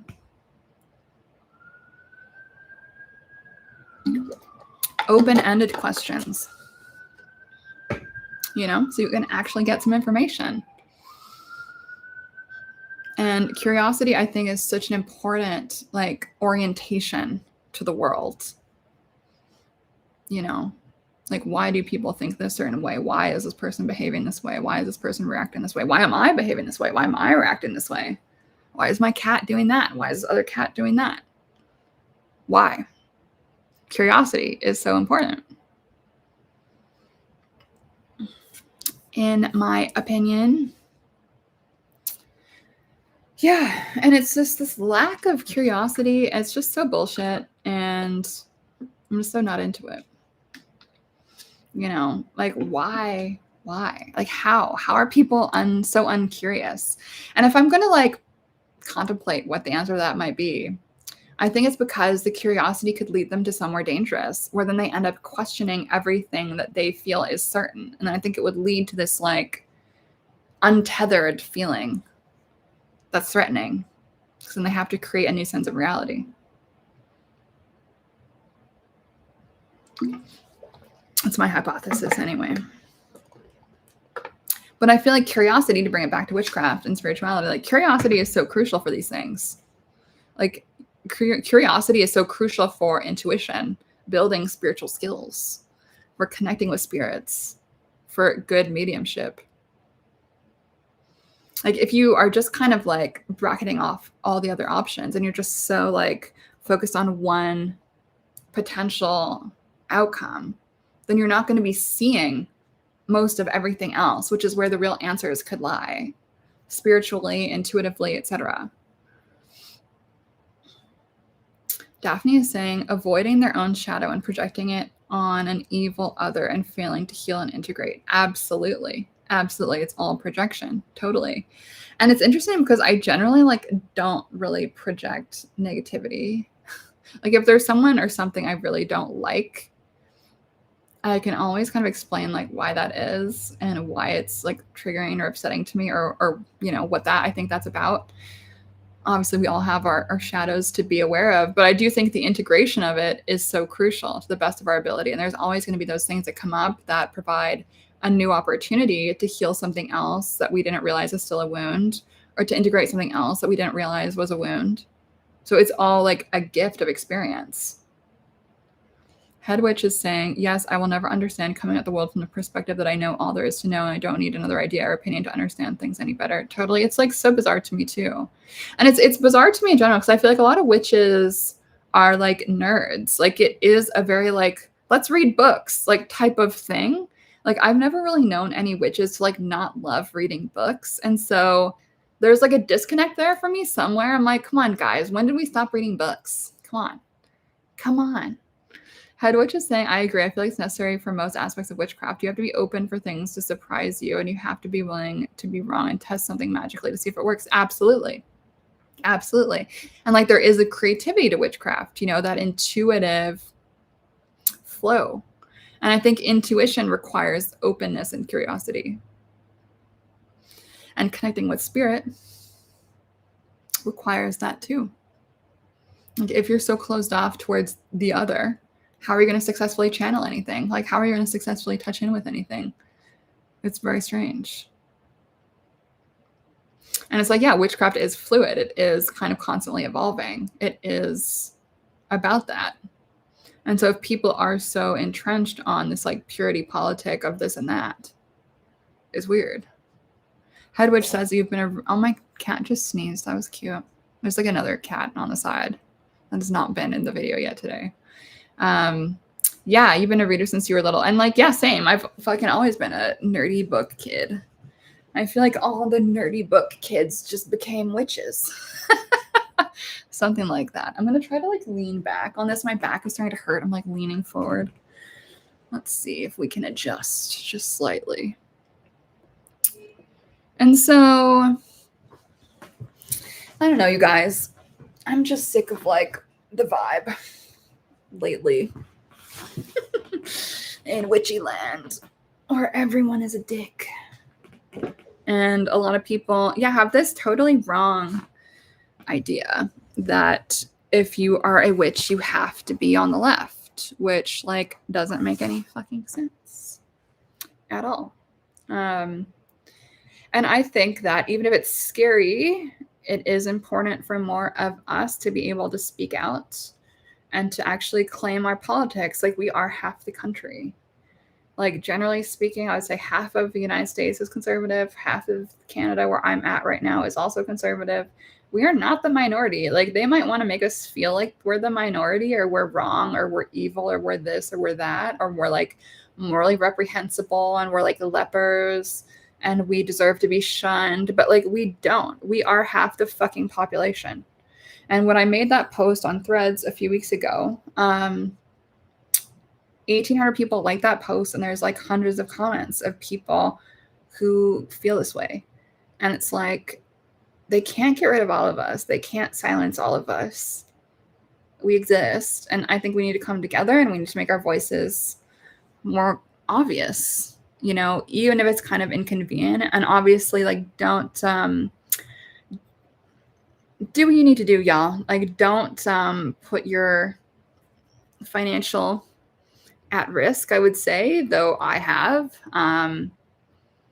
That was kind of my own decision. Like, I can't stifle my throat chakra. I just can't do it. It would be like a slow death. So I have had to speak, even if it has lost me clients and it's lost me this and lost me that. But I can't not. That's just kind of my journey on this lifetime. That's my path, is to be someone who speaks the inconvenient truths, and sometimes gets pushed back. But it's my role, I guess, in this lifetime to be a little bit of a heretic. And that's just kind of, I've just had to accept that. It is what it is. But I do think there's power in numbers. I do think that we are half the fucking population.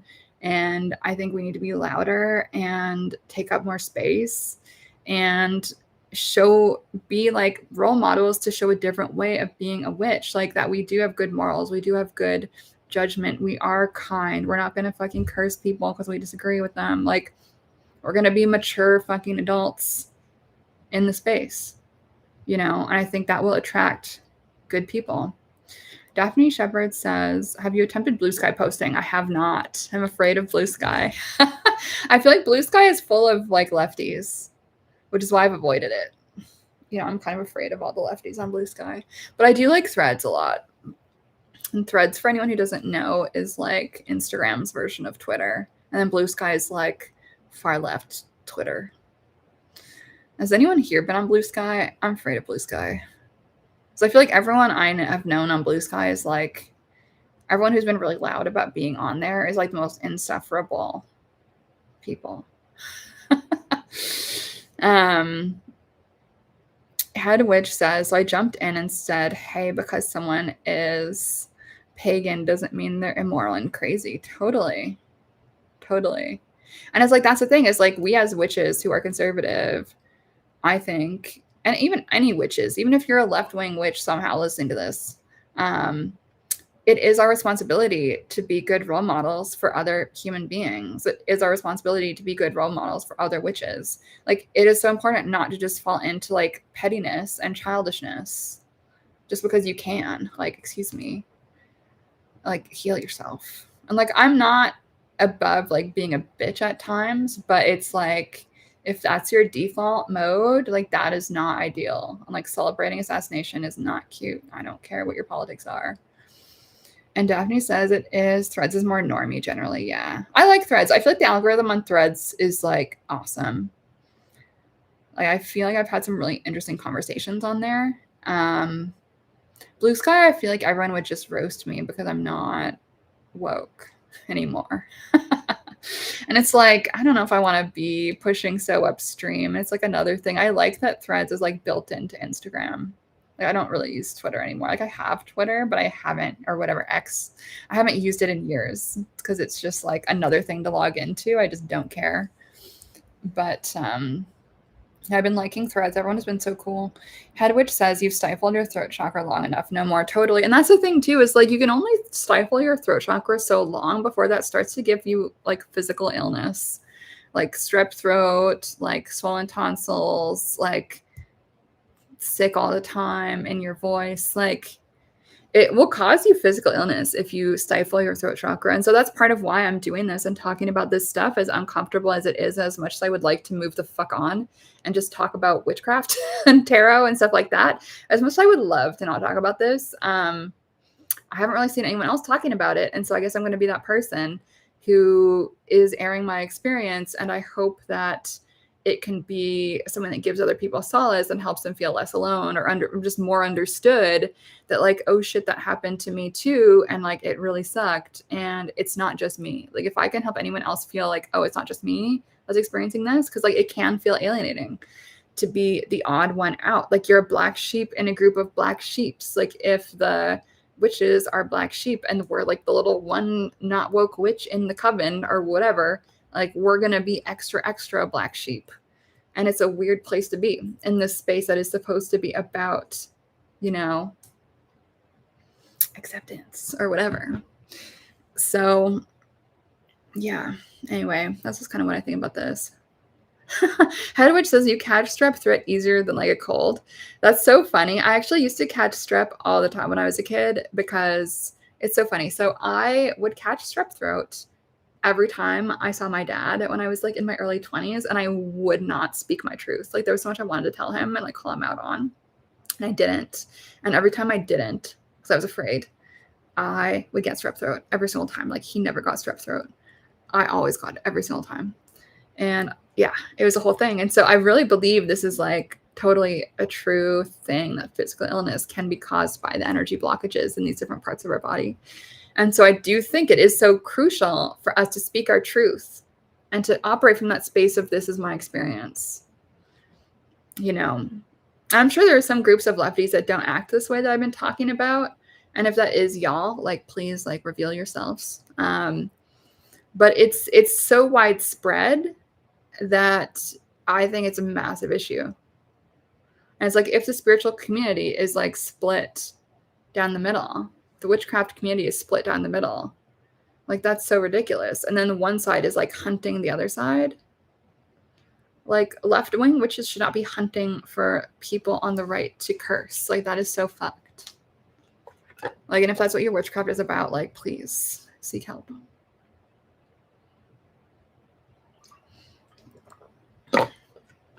And it's like, people just need to fucking recognize that witches can be any political stripe. And that is okay. And witches can also be any economic bracket. And actually, if your witchcraft is good, you should be able to elevate yourself a little bit over time, ideally. So I just really don't buy the narrative around witchcraft that is going along these days about like witchcraft is only for the oppressed and marginalized. And, you know, if you're conservative, you can't be a witch. And people on Threads were trying to say that if you're conservative, you can't be a talented artist, which makes no sense to me at all either. These people are just so bizarre. And like, that's just kind of the extreme lens that these people's thought process has gone to, right? Like, they really, you know, if you're on the right, you are insert any number of like horrible qualities. Like, it's very dehumanizing and objectifying, and it's a toxic way to think.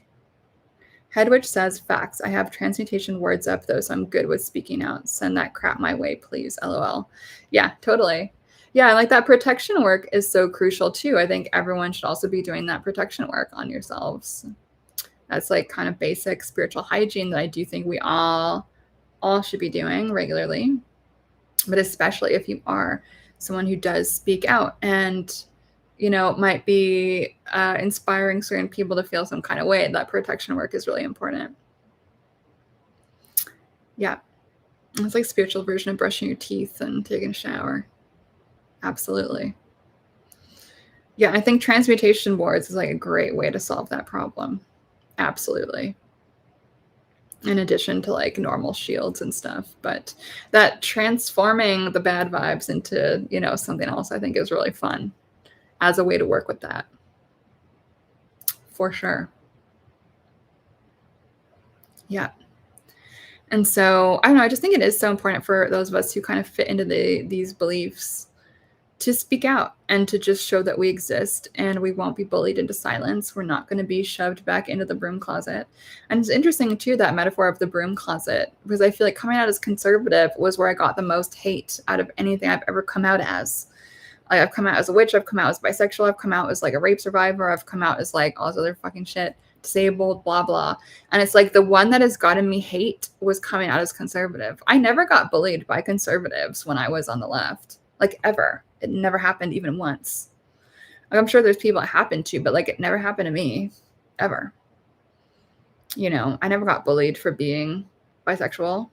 I never got bullied for being raped. I never got bullied for anything like that. But I did get bullied and I never got bullied for being a witch, but I did get bullied for coming out as conservative.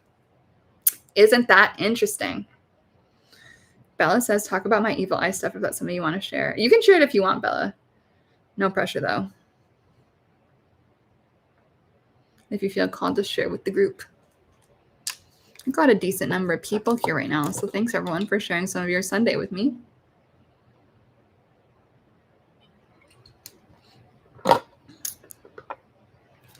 I might need to give my voice a bit of a break soon, though, because I've got a client in an hour, for an hour.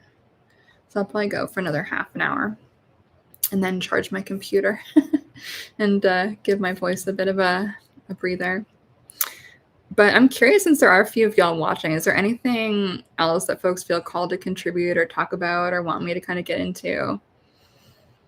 Because it's like witchcraft should not be a cult either. And here's actually a fun, interesting thing. So back in my early 20s, there was a few, I was going to say cults. There was a few covens I practiced with. And one of them was run by this like artsy older lady, whatever. And at one point there was kind of like a rift in the group because myself and someone else were kind of like not vibing, shall we say. We ended up leaving, obviously. But I think in her like last gasp of trying to make us not leave, she sent us this like 10-page long Word document, which like I still have in my email somewhere. It's like fucking crazy.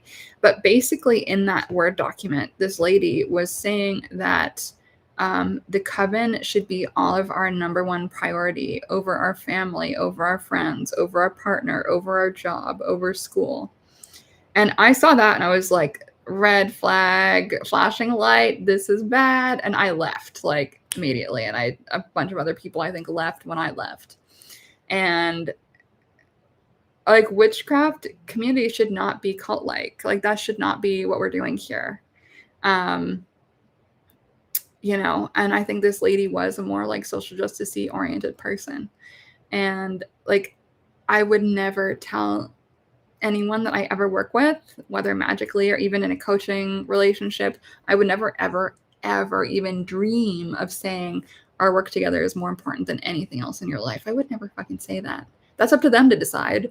And even then I'm going to be like, attend to your job, attend to your partner, attend to your kids. We'll do what we need to do when we can do it. It's all good. Do your shit. I'll be here. Like it's strange to me that some people operate that way. Yeah, I think I lasted like a month in that coven. I was like, peace out, y'all. Crazy lady.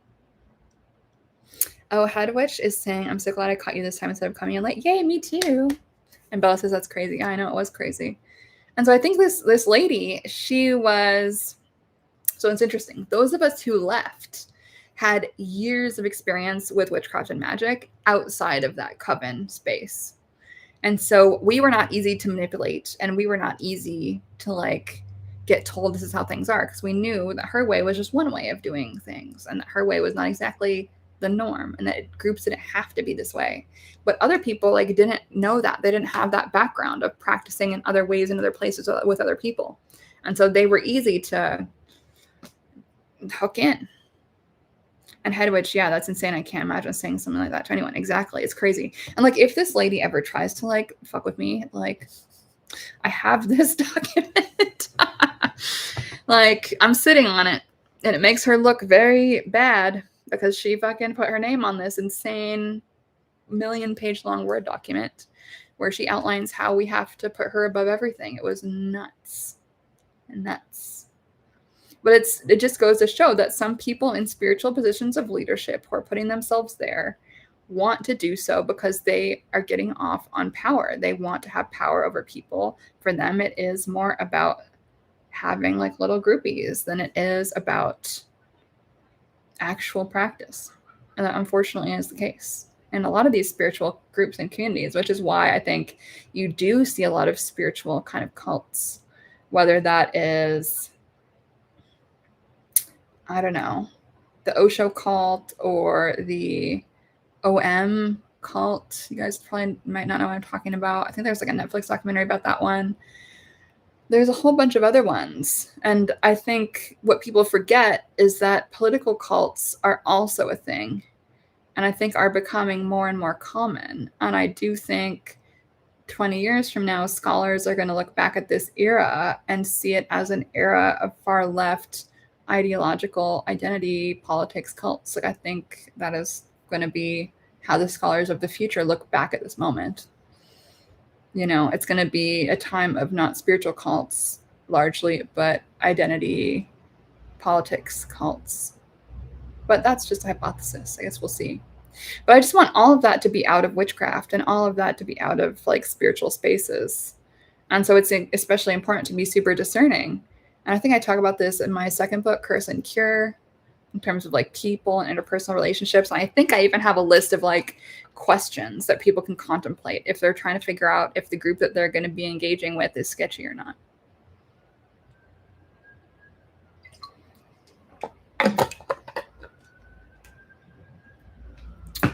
So, yeah, I can't imagine saying like anything like that to anyone either, head witch. It's just like, people are crazy. And so that's just not what witchcraft is supposed to be about. Like, it's not supposed to be about like, you can only do this or you can only do that or whatever. It's like everyone's practice is going to be a little bit different, and that's beautiful. Some people, maybe they are going to put their politics into their magic, and other people are not ever going to do that. Why is that not considered valid by these people? I find that so like misguided. It's like they've forgotten what witchcraft is. And it's like, I'm sorry, but not everything in life is always going to be about political activism. And it's like, that is so ideological. And it's like, they're so far down the fucking rabbit hole of ideology and being brainwashed that they don't realize that there's more than one way to see the world. And so then they decide it's like valid to be violent physically against other people. It's very too bad. I just wish that like that wasn't so common in witchcraft spaces. Head witch is saying, how much of this issue do you think is coming from a lack of spirituality? Ooh, interesting question. Like, we've been told to reject spirituality for so long, and so people find it later. That's true.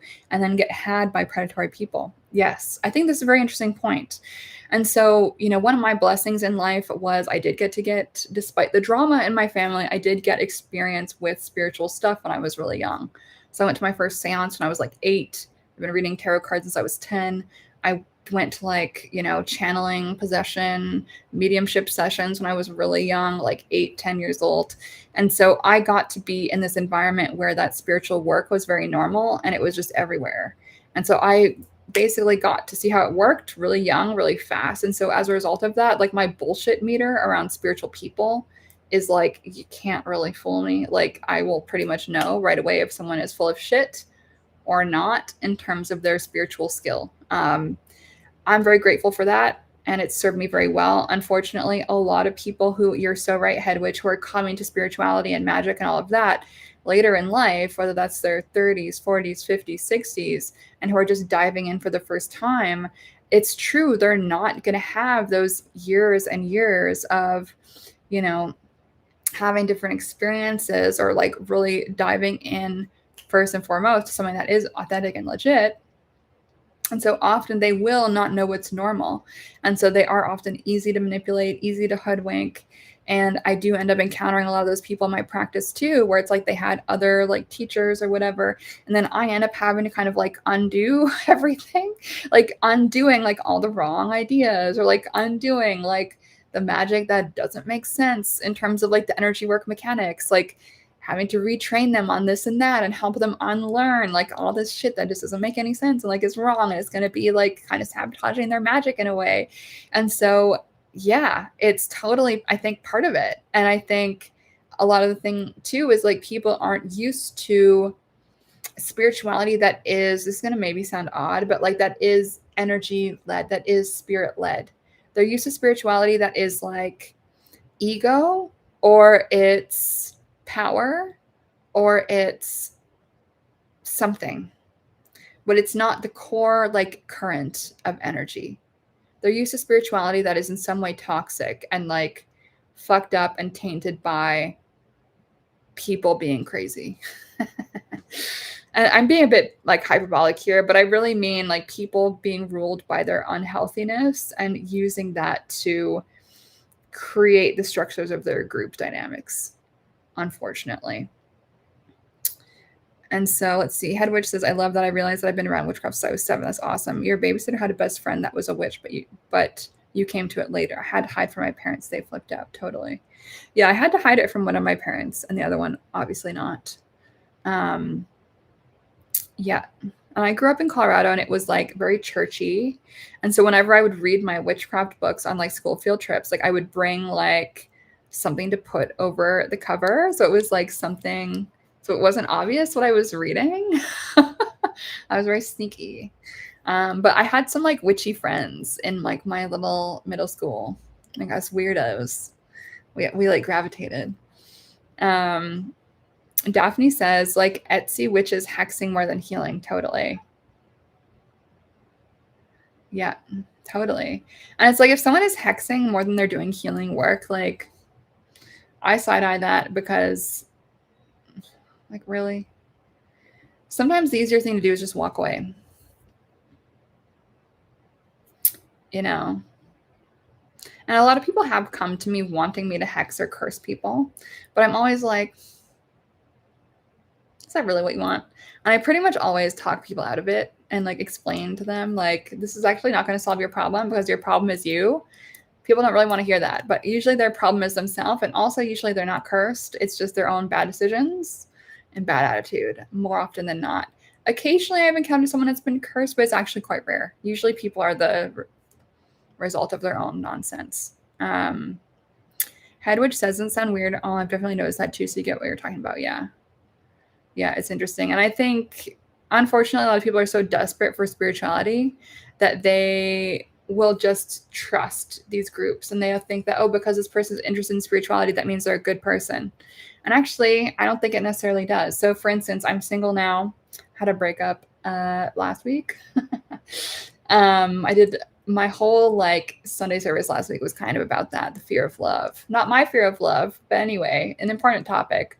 But so now I've been on the apps again, and I don't swipe yes on people who say that they're spiritual. Because my thing actually doesn't really say that I'm spiritual either. I leave it completely out. Because I find a lot of people who lead with that. A lot of them I find, at least on the apps, are like fake. Or they're saying it to like seem lofty, or like they're saying it to seem like profound, you know, but it's like they're actually the most like disconnected people you've ever met.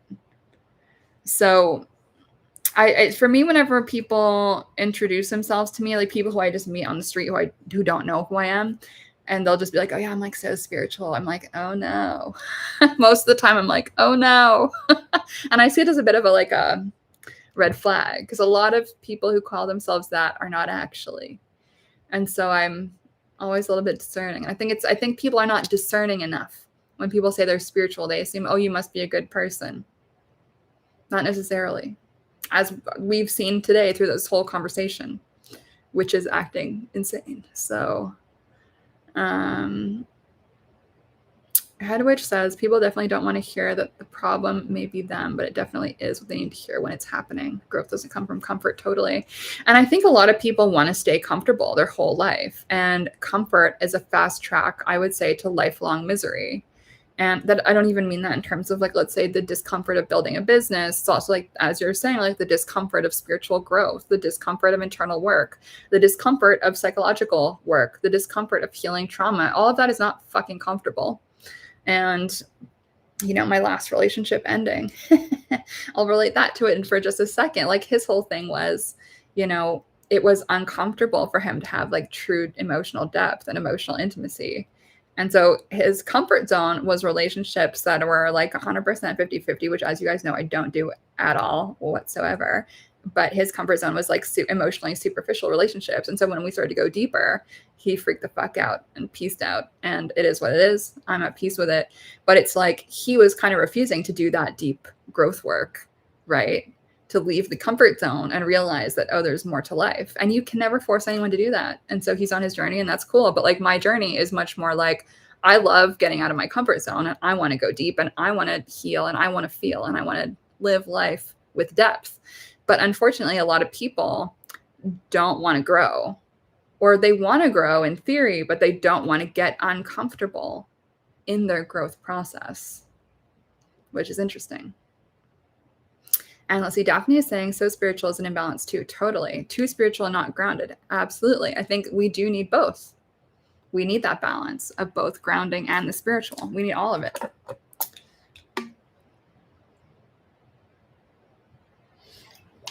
Head Witch says, I agree, Daphne, yes, which is why I love the idea specifically of hedge witchcraft, totally. Having one foot in the material world, but also one in the spiritual, totally. And I think that's really important for everyone to kind of strike that balance of being able to be grounded, and then also, let's say, being able to take that spiritual leap. And, if we're going to talk about growth, like being able to be rooted in reality, and then also take that leap of expansion and growth and some discomfort, but still knowing how to self-soothe, still knowing how to ground ourselves through that catalyst of shift and transformation. Head Witch says, yes, absolutely. It's definitely an example of choose your hard, but they're so used to the hard that it feels easy. Totally. And like, I love growth. I love transformation. I'm like, let's be uncomfortable. Let's try things. Like, let's learn. And it's always served me really well because I feel so emotionally at peace now. Like, it's kind of crazy. I feel very like chill pretty much like all the time. And I hate to let y'all go, but I feel like my voice needs a break because I do have a client in 50 minutes and I want to make sure I'm not coughing all over her. That would be bad. So I feel like I do need to wind us up for today, even though there's a bunch of y'all here. Thank you so much, everyone who has tagged along for our little chat today. Hopefully it's been interesting, thought-provoking, and I love that the chat has been on fire today. Thank you guys for popping off in the chat. You guys engaging and talking and participating is exactly what I wanted out of this whole process of Sunday service. This is your time to like, let's engage, let's converse, like let's talk about these issues and experiences that we're all kind of working through and going through. Because on my podcast, it's just me talking to myself. And so this is kind of a space where we can all just have these tough conversations that are a little bit more challenging. So thank you so much, everyone, for sharing some of your weekend with me. I love and appreciate all of you. Thank you so much. If you're not subscribed yet, please do so. If you haven't clicked the little like button, please do so. If anyone does need a tarot reading, you guys know where to find me, sabrinamscott.com. And of course, I also am open for a few more life coaching clients right now too. And also spiritual coaching. If anyone is interested in spiritual skill building, whether that's around mediumship or witchcraft or literally anything, building your own cosmology, please feel free to hit me up. And if you guys don't know, I also have some courses on these topics: feminine energy, magic, tarot, witchcraft, all of these fun things. All right, y'all, I'm going to go rest my voice and I will catch you guys on the flip side. Thanks so much for being here. Bye.